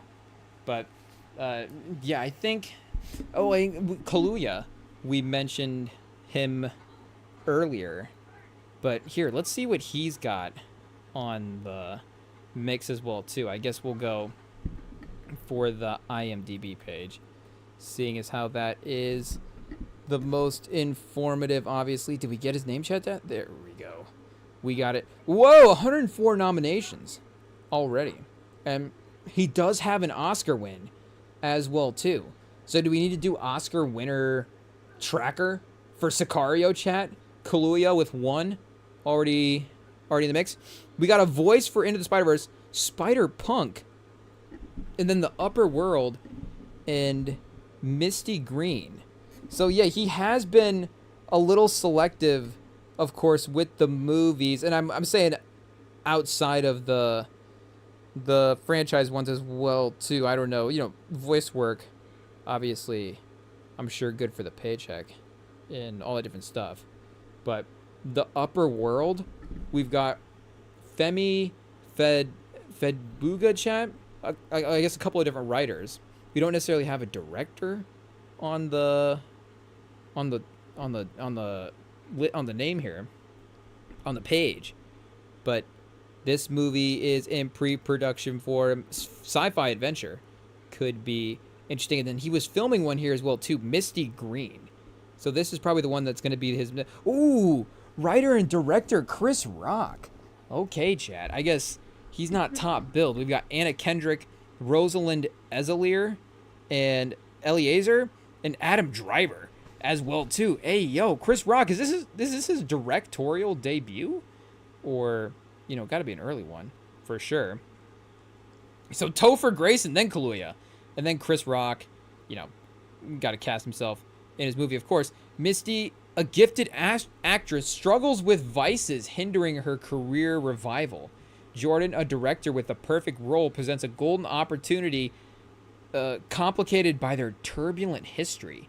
So is Driver, Misty Green's the actress, is Driver the director? Or is Anna Kendrick the director? Or is Topher Grace the director? Or is Kaluuya the director? I guess we don't know quite yet. We don't really have names associated with the parts and the cast yet. But Chris Rock, hey, yo, chat, Kaluuya is, again, worked with Peele and worked with Coogler. So he only kind of, again, he works with the best directors. He definitely makes sure that the top filmmakers are the ones that he is collaborating with. So Chris Rock, obviously a top name, but to choose to collaborate in his film as well too, maybe speaks to what he was seeing potentially in the script there. So it is always interesting when, in Chris Rock, I guess at this point you're saying the actor making the movie, because he is still a very active stand-up, and the Will Smith thing, as much as it was obviously an unfortunate moment for him, definitely brought him back into the limelight in a stand-up way, and helped the notoriety in that special for sure.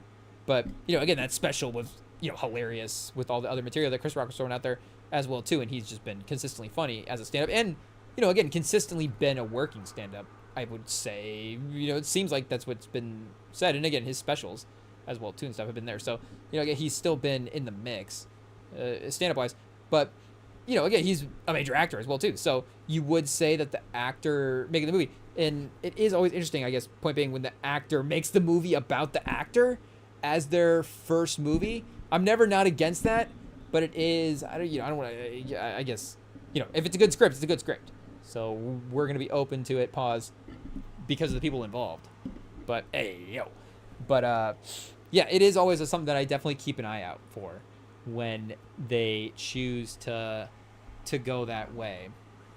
But Benicio del Toro, chat, about to pull an ISO here, and they do kind of close both of the movies, at least to this point. I don't know if Sicario 3 is in the mix yet for production, but they do kind of, hey, yo, what just happened? What do we do? They did kind of rely, or, definitely call Del Toro's number at the end of both of these movies, and he definitely delivers. And again, speaking of the YouTube rewatchability, this highway stretch for sure, again, just the nighttime shift of the movie and the way that they're able to use the darkness, but the way that the the headlights and the police sirens and all different stuff are helping cut through in the right ways are again, just all perfect stuff.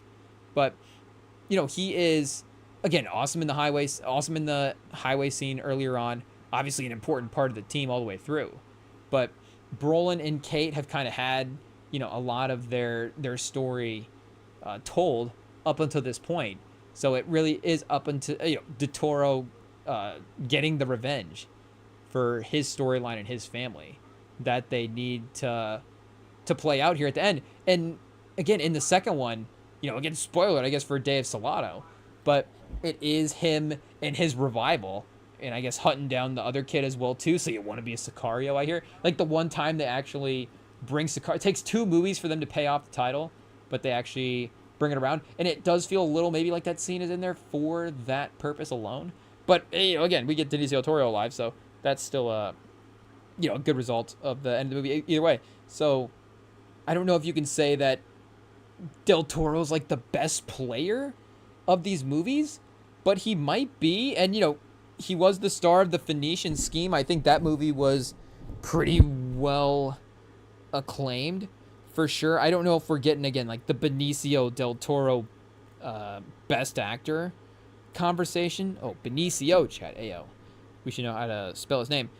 But I think that was, again, a very great reminding lead performance. Maybe like a, I don't know, a divisional round exit. I don't know. Yeah, we'll just have to see. I'm not locked in for the conversation up until this point. Oh, and he is in One Battle After Another as well, too. Hey, yo, chat. And All-Star Weekend. I don't know if that's going to drop this year, but that is an interesting. So 2020, the Benicio del Toro 25 versus the Pedro Pascal 2025.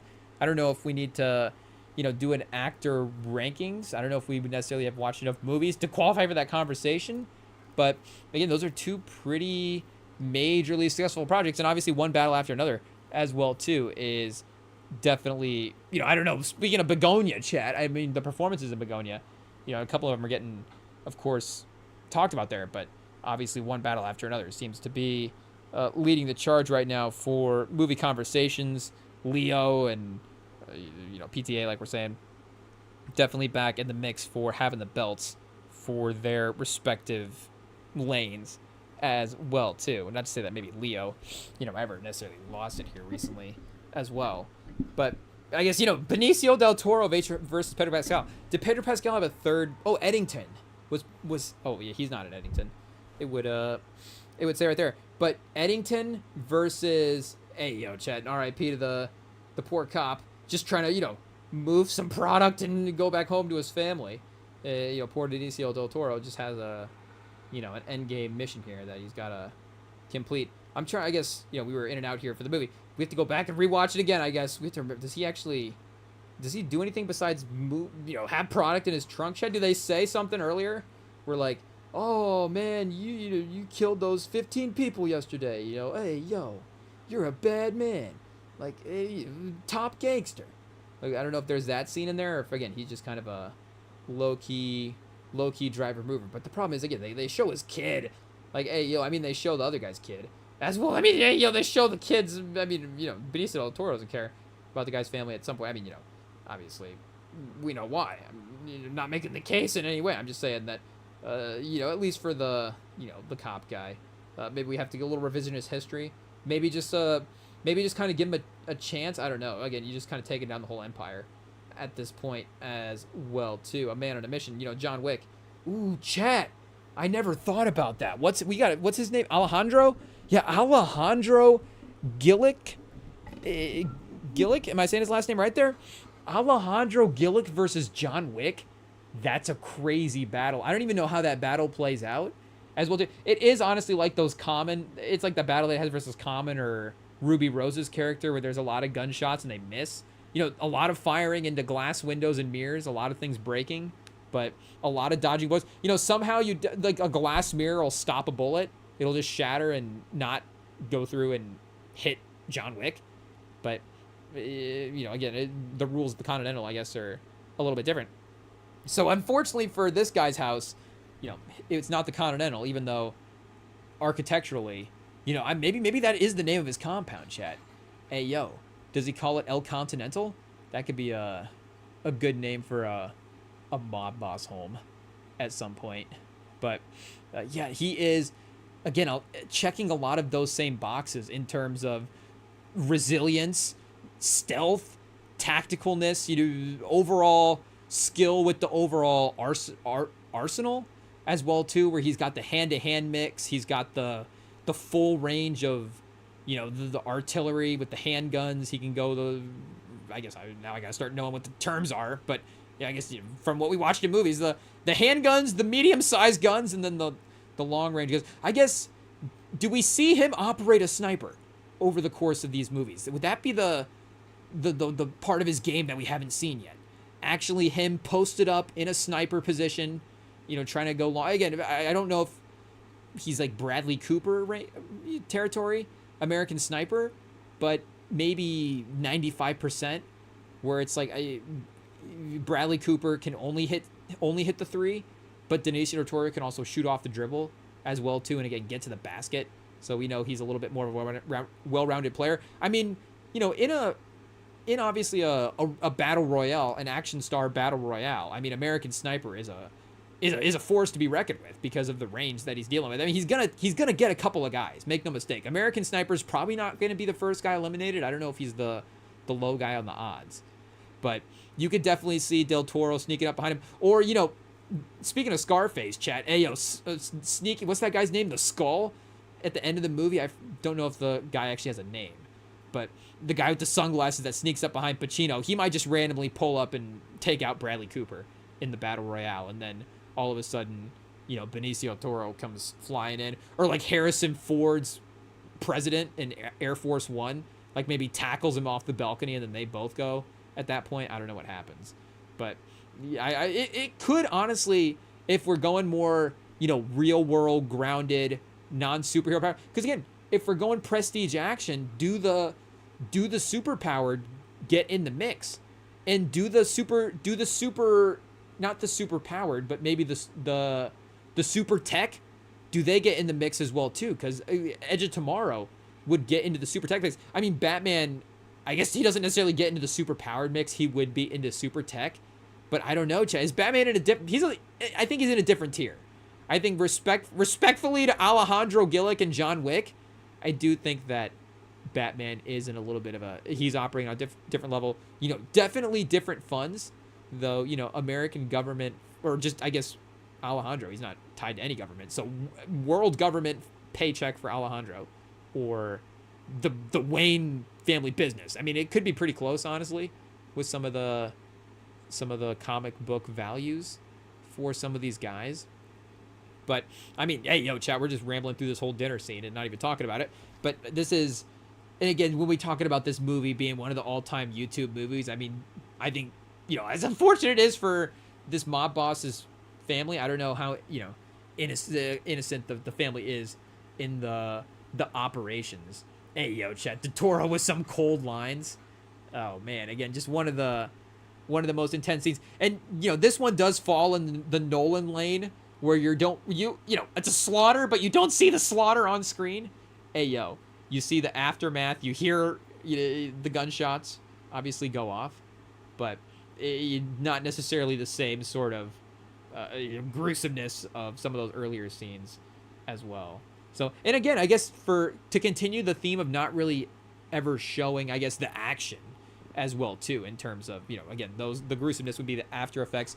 And there is, of course, I guess, that explosion as well too earlier on, but again, for the most part, a lot of it does take place off camera as well too. So just master filmmaking is how you are able to get that to work. But Benicio del Toro, I guess, was who we were rambling about here at the end. And there is some random ones here in the mix chat. Hey, yo, Dora, The Lost City of Gold. But he will also take a cameo as well, too. I don't remember DJ, his role in The Last Jedi. But he is, earlier on, you got the Guardians of the Galaxy cameos. I mean, he went from the Collector in Guardians of the Galaxy to Sicario. I guess I'd never realized, because, again, those are all kind of the same era as well, too, looking back at it. So I don't really remember, like, oh, yeah, I remember seeing him in Guardians and then Sicario. It's just kind of like both of those are close enough to the same time. But, yeah, he was, I guess, at first the Collector in Guardians. And I don't know if that was, how he was known at first. Of course, Usual Suspects, I guess, a bunch of other things as well, too. License to Kill, chat. Hey, yo. What was his award here? Was he in Traffic? Or what was one of those? Yeah, he was in Traffic. So 2000, Benicio del Toro, Traffic, Snatch, The Way of the Gun, and Bread and Roses. I guess uncredited cameo in Bread and Roses. 2000, Ken Loach, starring Adrian Brody. The plot deals with the struggle of poorly paid janitorial workers in Los Angeles in their fight for better working conditions. Oh, chat. Oh, and Benicio del Toro's playing himself as an early actor, maybe making fun of Adrian Brody as a janitor. Okay, chat. This is like a Adrian Brody in a janitor movie. This is like a Borat movie. It's like a sad version of a Borat movie. Hey, yo. There's like a Sacha Baron Cohen's a janitor in Los Angeles, like making fun of all the stars and, just raising hell for everybody's day. And then there's Adrian Brody, like, fighting for workers' rights and making, doing those types of things. But, you need both, I guess, at the end of the day. You need a little lift, and you need somebody to actually get the work done. I guess, in terms of the rights, hey, yo, we're not talking about the floors. We're talking about, obviously the fixing the poorly paid part there. But I guess, again, just obviously depends on what tone you want to set for your project there. But I guess either way, Benicio del Toro as an uncredited cameo would work for sure. The Wolfman, 2010. But yeah, it does seem like, again, speaking of, the last 5 years, the actor stock of this movie really taken off.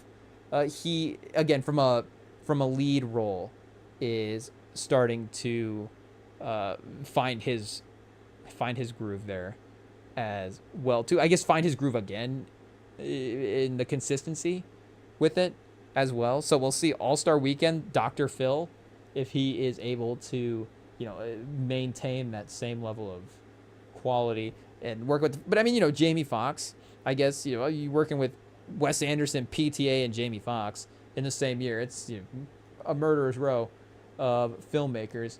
Obviously the Rotten Tomatoes. Jamie Foxx, he wouldn't bring down the Rotten Tomatoes score of the PTA Wes Anderson movies too much. Hey, yo. And, obviously we love Jamie Foxx as much as everybody, but I feel like his movies fall in the beloved category more so than maybe critically acclaimed, like some of the Wes Anderson. But, he has his mix as well too. Chat. We've got Del Toro putting Kate in some tough situations. Hey, yo. That maybe needs a little bit more context. But we need to actually read the closed captioning as well too. Because does he have the gun to her chin? Hey, yo, or is that her? What's going on here with the signing and obviously there's again the politically charged border stories. There's a lot of stuff going on. So about how tactically about how the government's operating and needing her for the FBI, what was her FBI or CIA qualification to be able to have her tag along on the operations to actually make the operations legit in some type of way. So, I guess there's, obviously the paperwork and the aftermath of all those operations as well too. And I guess her being hunted by the cartel is also probably a problem after this. So I forget, I'm trying to remember if they mention anything about her or Kaluuya's character in Salado. I don't think so. I think it is mostly just Sheridan and Del Toro for that storyline. And, it's fun when movies can keep a franchise-esque to them, and some of them you need to, continue stories directly, and sometimes, it's just elements of the stories that you want to see, and, we're looking for the action and a lot of the, again, sort of the fun set pieces throughout the movies as well too. But oh yeah, and then you get Cake and speaking of sniper, chat, hey yo, Benicio del Toro about to get sniped by Kate's character as he is walking away, and definitely, and obviously Benicio del Toro, he's a protagonist as character. They build up his backstory, so you connect to the storyline, and you do obviously, I guess, like his character in the movie. I don't know if he's necessarily the most likable guy, but again, he goes through it. Pause in the second one for sure, and I think Sheridan is a little bit more traditional with some of the action hero storylines in that one, and again, because he fights for sure at the end of that one, you're definitely walking away with that one with him in a little bit more of the likable territory instead of him just like, okay, moving on territory. But again, he is obviously his character is built out pretty well in this movie as well too. Oh, Chad, then you go back to the kid just looking at the dad's bed. Hey yo, hey yo, Sheridan again with the real life sadness implications mixed in there as well too. So again, if you contain this movie to the YouTube and just watch some of the scenes, they really obviously are great action scenes, though, maybe this is why we just like watching the individual scenes as well too, because some of the storylines are a little bit of a bummer. But, again, Sheridan is great at crafting that well-rounded story. And Ayo, Che, you just got the gunshots at the soccer game in the background. I forget if is this the second one? Is that the police battle going on in the mix? But hey, yo, chat, 10 years later, still going to hold up, still going to be a classic. Again, an absolute one of a kind. Villeneuve, is it his best at this point? Because of how successful and culturally, I guess, just those movies, the Dune movies have been relevant. And that becoming, a 3-part epic. And like we're saying, it could definitely lead to his sort of Oppenheimer moment in the culmination, awards-wise, of what his career has been up until this point. I guess it would be like, how does it play, and what is the award timeline of some of these other movies? I guess it's that Scorsese movie, is the Hawaiian, Goodfellas movie, or Hawaiian Godfather, Hawaiian Goodfellas or Hawaiian Godfather. I think Hawaiian Goodfellas, Scorsese. But is the Hawaiian Goodfellas going to win Best Picture? Scorsese going to steal another one? Or is Bernthal going to steal a Best Actor from somebody as well too? But, this would be for us, I guess, his best. Though, again, like Arrival is great as well too. Obviously, that's, a fun rewatch, even though it is a little bit more, story-driven. And, Amy Adams as well too is obviously killing it in that movie. That's one of her favorite performances for us to go back and rewatch. And, Blade Runner, obviously, Gosling. I mean, again, Villeneuve is, one of the best as well too. Sicario is one of the best as well. But, hey, yo, chat, we've got, I guess, the second of the opening night hockey game. So shout out to, is it the Avalanche for Colorado and the Kings for hockey? I don't know, chat. Maybe we get into hockey this year as well too. The baseball playoffs have been on in the background. I don't see why hockey wouldn't be on in the background as well. I guess it's just all up until, like we said, the NBA starts here in a couple of weeks, because once that happens, then our degenerate selves are just going to be having that on as much as possible. So we'll see what even we're able to make room for. Pause up until once that hits the schedules. But we did, of course, have some fun NFL games, I guess, since we logged off the last time as well, too. The Bills did, of course, end up losing to the Pats on Sunday night, sort of the Drake May emergence in the lost QB tape, the QB rankings that we did. We did a NFL player rankings that was an IT sort of mess, and we had to go back the next day. And if you guys want to watch our reaction to the Pitchfork 100 albums rankings, then we ended up, doing an episode on that. But in the lost QB rankings, we did have Drake May up, pretty high, and it was starting to debate sort of the upside versus, how much stock do we put in? Of course, a couple of games versus some of the legacy of some of these other guys, but just his efficiency and processing through the reads that he's been able to have for, obviously showing signs of it even last year for sure. But the obvious step forward that has been this year has, again, already been, you could say, one of the elites in the league. And, the fumble thing has definitely been a little bit of a problem just for the Patriots team in general. And, Drake May, as a younger guy, is still going to be prone to some, losing some moments in coverage as well, too. Obviously, he's not perfect. That's not what we're saying. Again, but he's already playing at a super high level. And, we don't want to just keep one-upping our young guy quarterback stock and just every guy that's playing better, in the moments. The guy that we're going to, just would rather have. I mean, hey, yo, chat, maybe that's just the story of the REMINGTOM pod. It is what it is.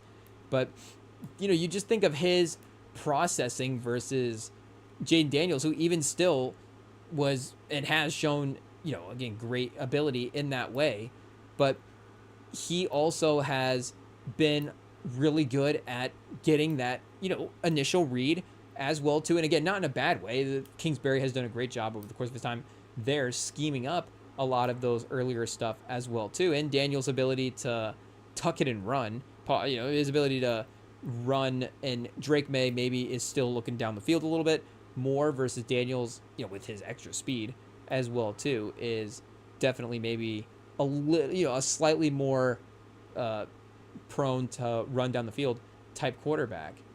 But and I think, like I said in that Lost Tapes episode, again, the Brady comparisons are obviously a little rich, obviously, in the Patriots stuff. I don't know if it's easy and too much, but his ability to take what the defense gives him, and the underneath stuff is okay. And like we saw at the end of that game, when he needs to work down the field, when he needs to attack and get aggressive, he can move to the off. I don't know, Brady 2.0 moving off, off platform is obviously crazy because, Brady could actually throw off platform. That's the thing. It's just, he wasn't maybe as fast and as mobile as obviously some of these other guys as well, too.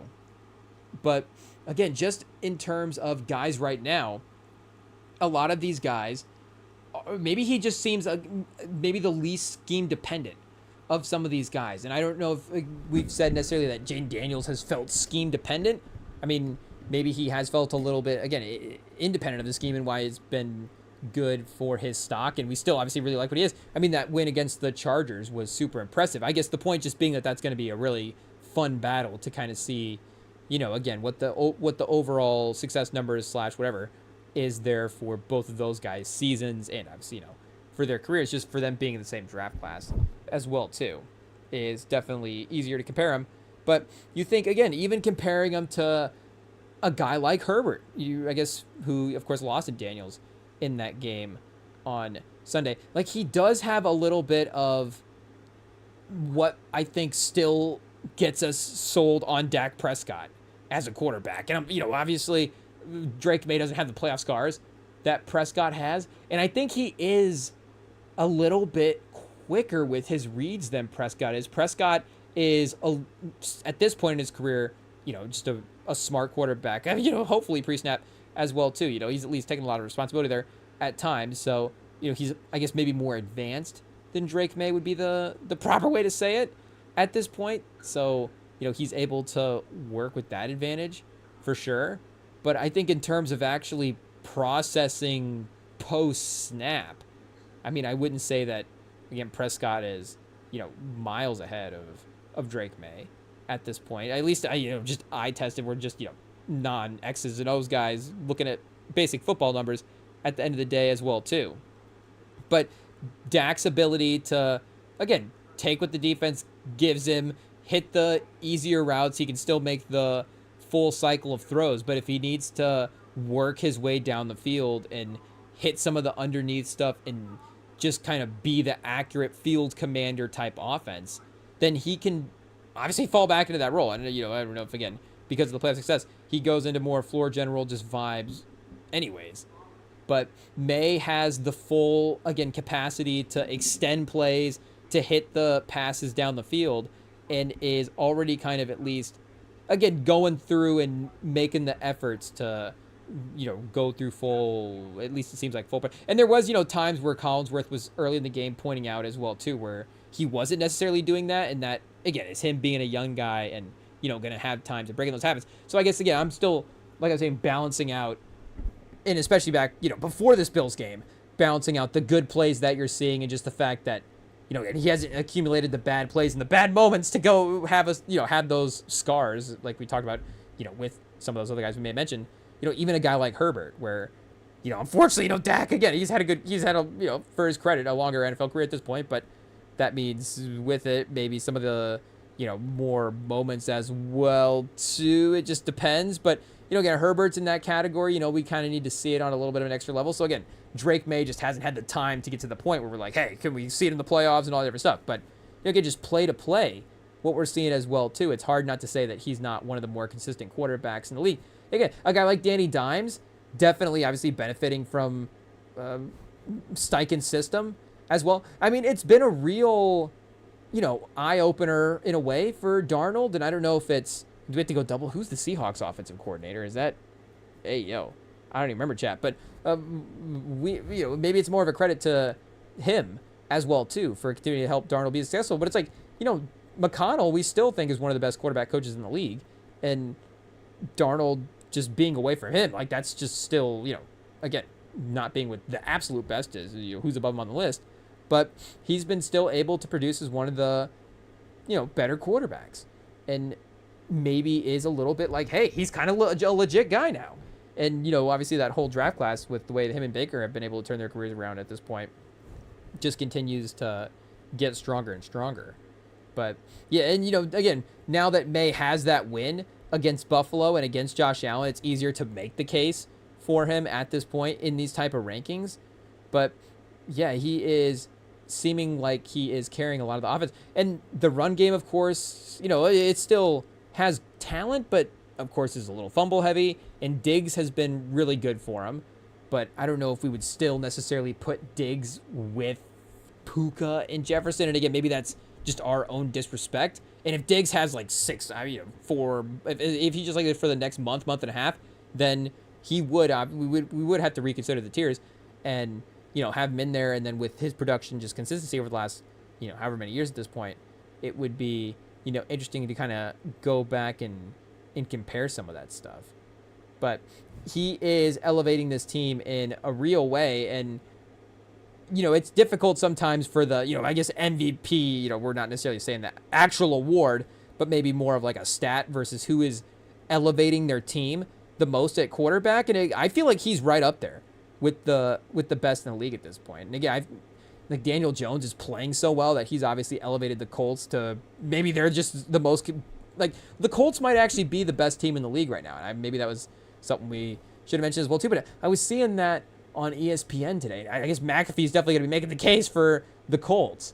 But you see some of the stats at this point, and again, especially with the, I guess maybe this is actually the perfect time to segue, actually. But with the Bills losing, now the Colts have actually been, up there, if not the most consistent team in the league at this point. And, the Eagles, I guess, with one loss, half to half have they been the best team. And I guess that's the thing is the Colts have just been possession to possession, just very, very dominant. And yes, the schedule is probably not the toughest in the league. But, I mean, again, they've capitalized on it in a way that a really, really good team would through the first handful of weeks. So this is like the first time in 15 years or whatever that the Colts have been. I don't even know when the last time the Colts have been the best team in the league is, because with Andrew Luck, of course, there was a feistiness. And, I mean, Andrew Luck, we always had one of the best quarterbacks. But we definitely never had one of the best teams. And we're playing like, we definitely had a good regular season team there a couple of times near the end. But again, like, best would be a little bit of a stretch. And then some of those later Manning years as well, too, while you would still have playoff expectations, and there was still some playoff success, of course. Excuse us, chat. That I don't know if we were ever actually atop of the power rankings. It probably would have been the year we lost to the Super Bowl. Whoa, chat, the sneeze yawn combo. Hey, yo, I don't know what that means. But it would have been that year that we probably lost. I feel like our regular, that would have been the 14-2 year, where we should have just pushed for the regular season undefeated. But, you know, ultimately, I don't know if it cost us the Super Bowl because we were there, and I think it was other things that happened. But it would have been a nice historic thing to have. But that might have been the last time that you could have made a case for us as actually the best team in the league. So, I mean, you know, again, shout out 5 weeks. We'll see where it goes from an actual playoff standpoint. And in the playoffs, you're still going to pick Josh Allen over Indianapolis. But if you're just going metrics-based, consistency, whatever, you know, the Colts probably are the number one team at this point. So, but again, if that's the way that the season is looking, it is just a little bit, you know, kind of seeing whatever, because, you know, again, Josh Allen has had a couple of games now where he's still making plays at the end of the game. He's still awesome and creating a bunch of stuff, but he had a couple of turnovers in that game, and, you know, again, wasn't perfect, and I don't know, that's an unrealistic standard to hold him to every time, but maybe fumbles aren't just being perfect as well, too. Like, if he doesn't fumble a couple of times, you know, a couple other guys as well, too, but, you know, there's some moments there where he's been a little bit off over the last couple of weeks, and not in a way that, again, is like, ooh, Josh Allen playoffs, like, ooh, what are we gonna be thinking once we hit there? I mean, it would just be more the playoff history of the Bills at this point, in the way more so than what we see from Josh Allen this year. But if, again, we're just talking about who has been individually the most consistent quarterbacks in the league, Drake May's up there, Chad. And, you know, dominant performance against the Panthers 2 weeks ago, like, they have looked real, and I don't know if, again, the Panthers is a team that we're going to start, like, taking a ton of stock in, but they're playing better. They are playing better. I mean, I was actually looking at some point differential stuff for them, because they did, of course, again, lose that Patriots game pretty decisively, so that kind of throws a little bit of the recent stuff off. But they've been competitive as well, too. And again, like that Cardinals game, they closed late, so that score doesn't look as bad as maybe it was. But yeah, 10-26 week 1 versus Jacksonville, but closed that game good against Arizona, 30-0 versus the Falcons, and then, you know, again, Miami maybe a little bit worse than them, but still was able to get the win as well, too. And it, you know, again, required a late game drive. 418 yards of total offense, like maybe their best total offense as well the entire time Bryce Young has been there, and maybe that speaks to the Miami defense. But, you know, the Patriots definitely handled them in that game. And now, back-to-back games, dominant performance versus a lesser team, and a sneaky win on the road versus a team that's better than you. So that Steelers game, again, becomes one of those weird games that maybe actually, you know, not that you need, but again, you're just going to have. And if they were a sort of legacy team, you know, if this was Kansas City, or, you know, obviously, if you're dealing with play sets, you know, shout out, you've earned the ability to have that, obviously, type of leeway. But one of those weird games that, looking back for a good team, is quote-unquote understandable how they lost it. Because, again, it's just like there's a bunch, you know, in the same way that the Bills kind of lost this game against the Patriots. And, you know, again, do we look at that Steelers game going, could they hang with them? Could they hang with some of these good teams if they're in ugly games like this? But the Patriots now, and, you know, again, Miami, I guess, put up a little bit of points on them. But they could go on a little bit of a run here. You've got, I mean, the Saints are not a bad team. This could be, you know, you played well a couple weeks in a row, a little bit of a trap game. And just the fact that you've got 3 games on the road as well, too, is, I mean, does that set yourself up for a loss at Tennessee? Again, that's perfect. Like, the Patriots with Drake May in year 2, I mean, if he went, you know, whatever, in 14-3 in the regular season, I guess, is, you know, 13-4. It's not impossible, but I don't think we would expect that from him on this timeline at this point. So, again, a couple of weird losses, maybe, if you have an easier schedule to some teams you might not lose to, is just going to be something that happens, and they're going to end up, you know, again, but potentially still like again, I can't, new NFL, but 11-6 is realistic. So, again, I'm looking at the AFC right now, and it does seem like, the way these teams have played over the last couple of weeks, like, you still have to give credit to Buffalo, But that Monday night game against Kansas City for Kansas City versus Jacksonville was, again, just another really concerning thing for Kansas City. And I know that they started to turn it around over here the last couple of weeks as well, too. So is it just, are they not going to rip off, 7 wins in a row at some point? Maybe they're just not that type of a team. And, that would be a little bit of a step back as well, too. That does put them, probably not going to win the division. How do you spell Chief, chat? Hey, yo. I before what? After what? Okay. There we go.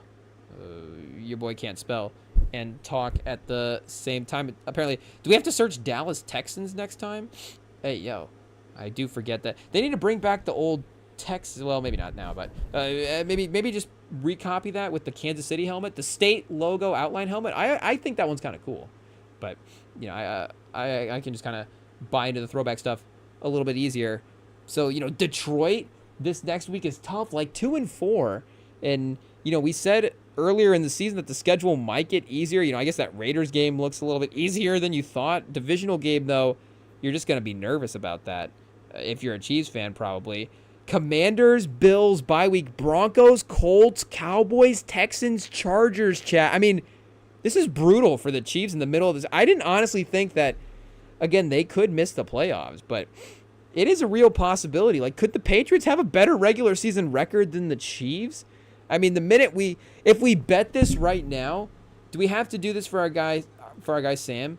Hey, yo, pause. Like, is this another? Is this another? Hey, yo, is this a wedding present for Sam?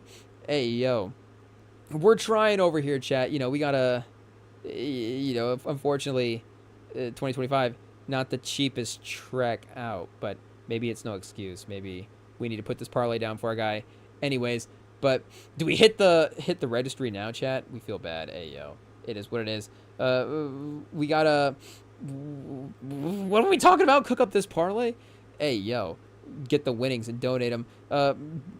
Yeah, but unfortunately, I guess it would be on the Chiefs being bad. So if they win, it's an emotional bummer. But we're like, hey, to help hedge your emotions, we bet the Chiefs to not make the playoffs for you. But I guess we'd just be curious to see where FanDuel puts that pause as well too right now, because you still would have, again, had the Mahomes factor and the Reed factor in terms of the regular season and then missing the playoffs in general. 7 AFC teams. There might not just be, again, sort of enough AFC teams at this point, but let's double check here and just see, because again, if we're talking about the Colts and the Patriots being the 2 best teams in the AFC over the last couple of weeks, it does mean that, things are a little bit random at this point. But for playoff standings, I thought we had just that as a tab here. But let's see. And I guess that's Buffalo's first loss of the season as well, too. So, are they going to go undefeated? But it's a recency bias, Indy. But even that loss, I guess the loss to the Rams, it wasn't necessarily a team loss in the way that it was sort of, not to blame individual people. But, unfortunately, the plays were maybe made by one guy. So we got Bills, Colts, Jags are 4-1 right now. So, it is what it is. I know one division winner, but still, both could obviously make the playoffs. Steelers, Pats, Chargers, Broncos, and then the Bengals are 2-3. So the Bengals are over the Chiefs right now. I mean, you'd expect that to even out at some point, but you still have the Texans in the mix as well, too. So I guess, looking at the rest of the AFC at this point, weirdly, Falcon, like Carolina, Arizona, Chicago, Dallas, Dallas at 2-1. Yeah, like that sort of B- C tier, maybe more C minus tier of the NFC is a little bit stronger than the AFC at this point. But Jets, Raiders, Titans, Browns, Ravens, and Dolphins all at this point with 1 or fewer wins. The Jets at 0-5. So I don't necessarily... Do you see any of these teams trending up? Who would be the random turnaround team? Maybe we would have already had it at this point. Maybe it would be the Browns with Dylan Gabriel, just because of how good their defense is. The vibes around the Ravens at this point with the injuries, if Lamar misses too many games, of course, that's just going to go sideways. Titans, Raiders, Jets. So, I think it would be, if Dylan Gabriel continues to take a step forward there, or Shador unlocks them to a new level, it would be the Browns. But would the Browns potentially pass the Chiefs? in the playoff rankings, but I would say that the Browns defense is the best unit of those 4, or I guess 6, including the special teams as well too. So that would give them an advantage there. Same Texas defense, especially, again, just, are we saying with the way Chris Jones played on that last play, we're ranking those defenses over him? I don't know. But that was definitely a little concerning as well. So, yeah, yikes for the Chiefs, Chad. I got to be honest. The panic for our guy Mahomes has started to set in. I don't know if we, send a little message to Sam and say, hey, why don't you, ruin your trip and talk about the Chiefs? And, send us a message about how you're feeling bad about the season. And then he just... we might get like that. That could get into borderline video, audio message rant territory. We will have to see. This could be a, hey, what do you think of Kansas City? And then he sends back like a video. That's like I just have to say this about the season. It is what it is. Honestly, we might just be scrolling through Instagram at some point, and we could see House of Highlights of like guy on beach in front of sunset ranting about Chiefs, and it's like somebody in some diner, or a diner, like some Sam's just on all the beachside diners that you go to, but that might be a thing actually. But okay, I'm scrolling right now looking for it. It's probably not actually gonna be there, but it would be like a little, like, speaking of the Dark Knight Rises chat, like a little outdoor bistro situation, somebody kind of sneaking the phone. I was like, this guy's just like ranting about how the Chiefs need to make trades. I don't know, maybe the next episode, chat, we figure out what the Chiefs trades are that they need to make.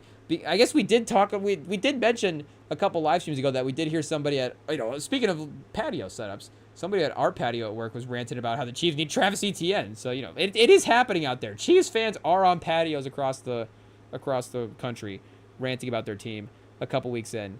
It's undeniable. But we'll reconvene Friday, chat, to cook up maybe some Chiefs trades. I don't know. It sounds like a fun idea. It's not a long conversation for IT to talk us into a fake trade day. So maybe Friday, NFL fake trades. We'll have to see. I guess also Mobb Deep album and NBA fake trades. Hey, chat, that sounds like a crazy episode. That sounds like a wild live stream night. You guys honestly might have to be here for that. I'm not going to lie. Hey, NFL trades and Mobb Deep does sound like a fun time. So, yeah, be back Friday for that. Of course, you can also follow along the live streams in the podcast form as well, too. They get posted to the podcast feeds. Rem and Sam podcast. They are available there. Like I said, follow YouTube here. And you can send us a message at Rem and Sam on Instagram. The DMs are open over there. So shout out to, of course, Sam and Nia as well too, as they've been enjoying the honeymoon and hopefully having a good time. I don't even think it's a hopefully, chat. I would assume that they are that is not a problem. I mean, Sam, of course, 10 out of 10 hang, chat. So I think obviously pretty the baseline for a 10 out of 10 hang is obviously seems like you're probably going to get a fun trip out of that. But hey, chat, we've got to tread lightly. Could be delicate into pause territory there. But either way, we'll be back Friday, like I said, with the two bookending with the pause, chat. It is what it is. A random Tuesday night on the Rem and Sam live feed. Sometimes it just goes off the rails. So hey, I don't even know if we can get back on at this point. We just gotta bail. Sometimes you don't even try to get back on the rails. It's just slide farther. It's just like Dom and Paul Walker. It's like we just gotta jump off this bridge. We're just gonna jump into the water. There's no chance in even figuring out a way to keep driving. We're just going over the edge. So hey, we're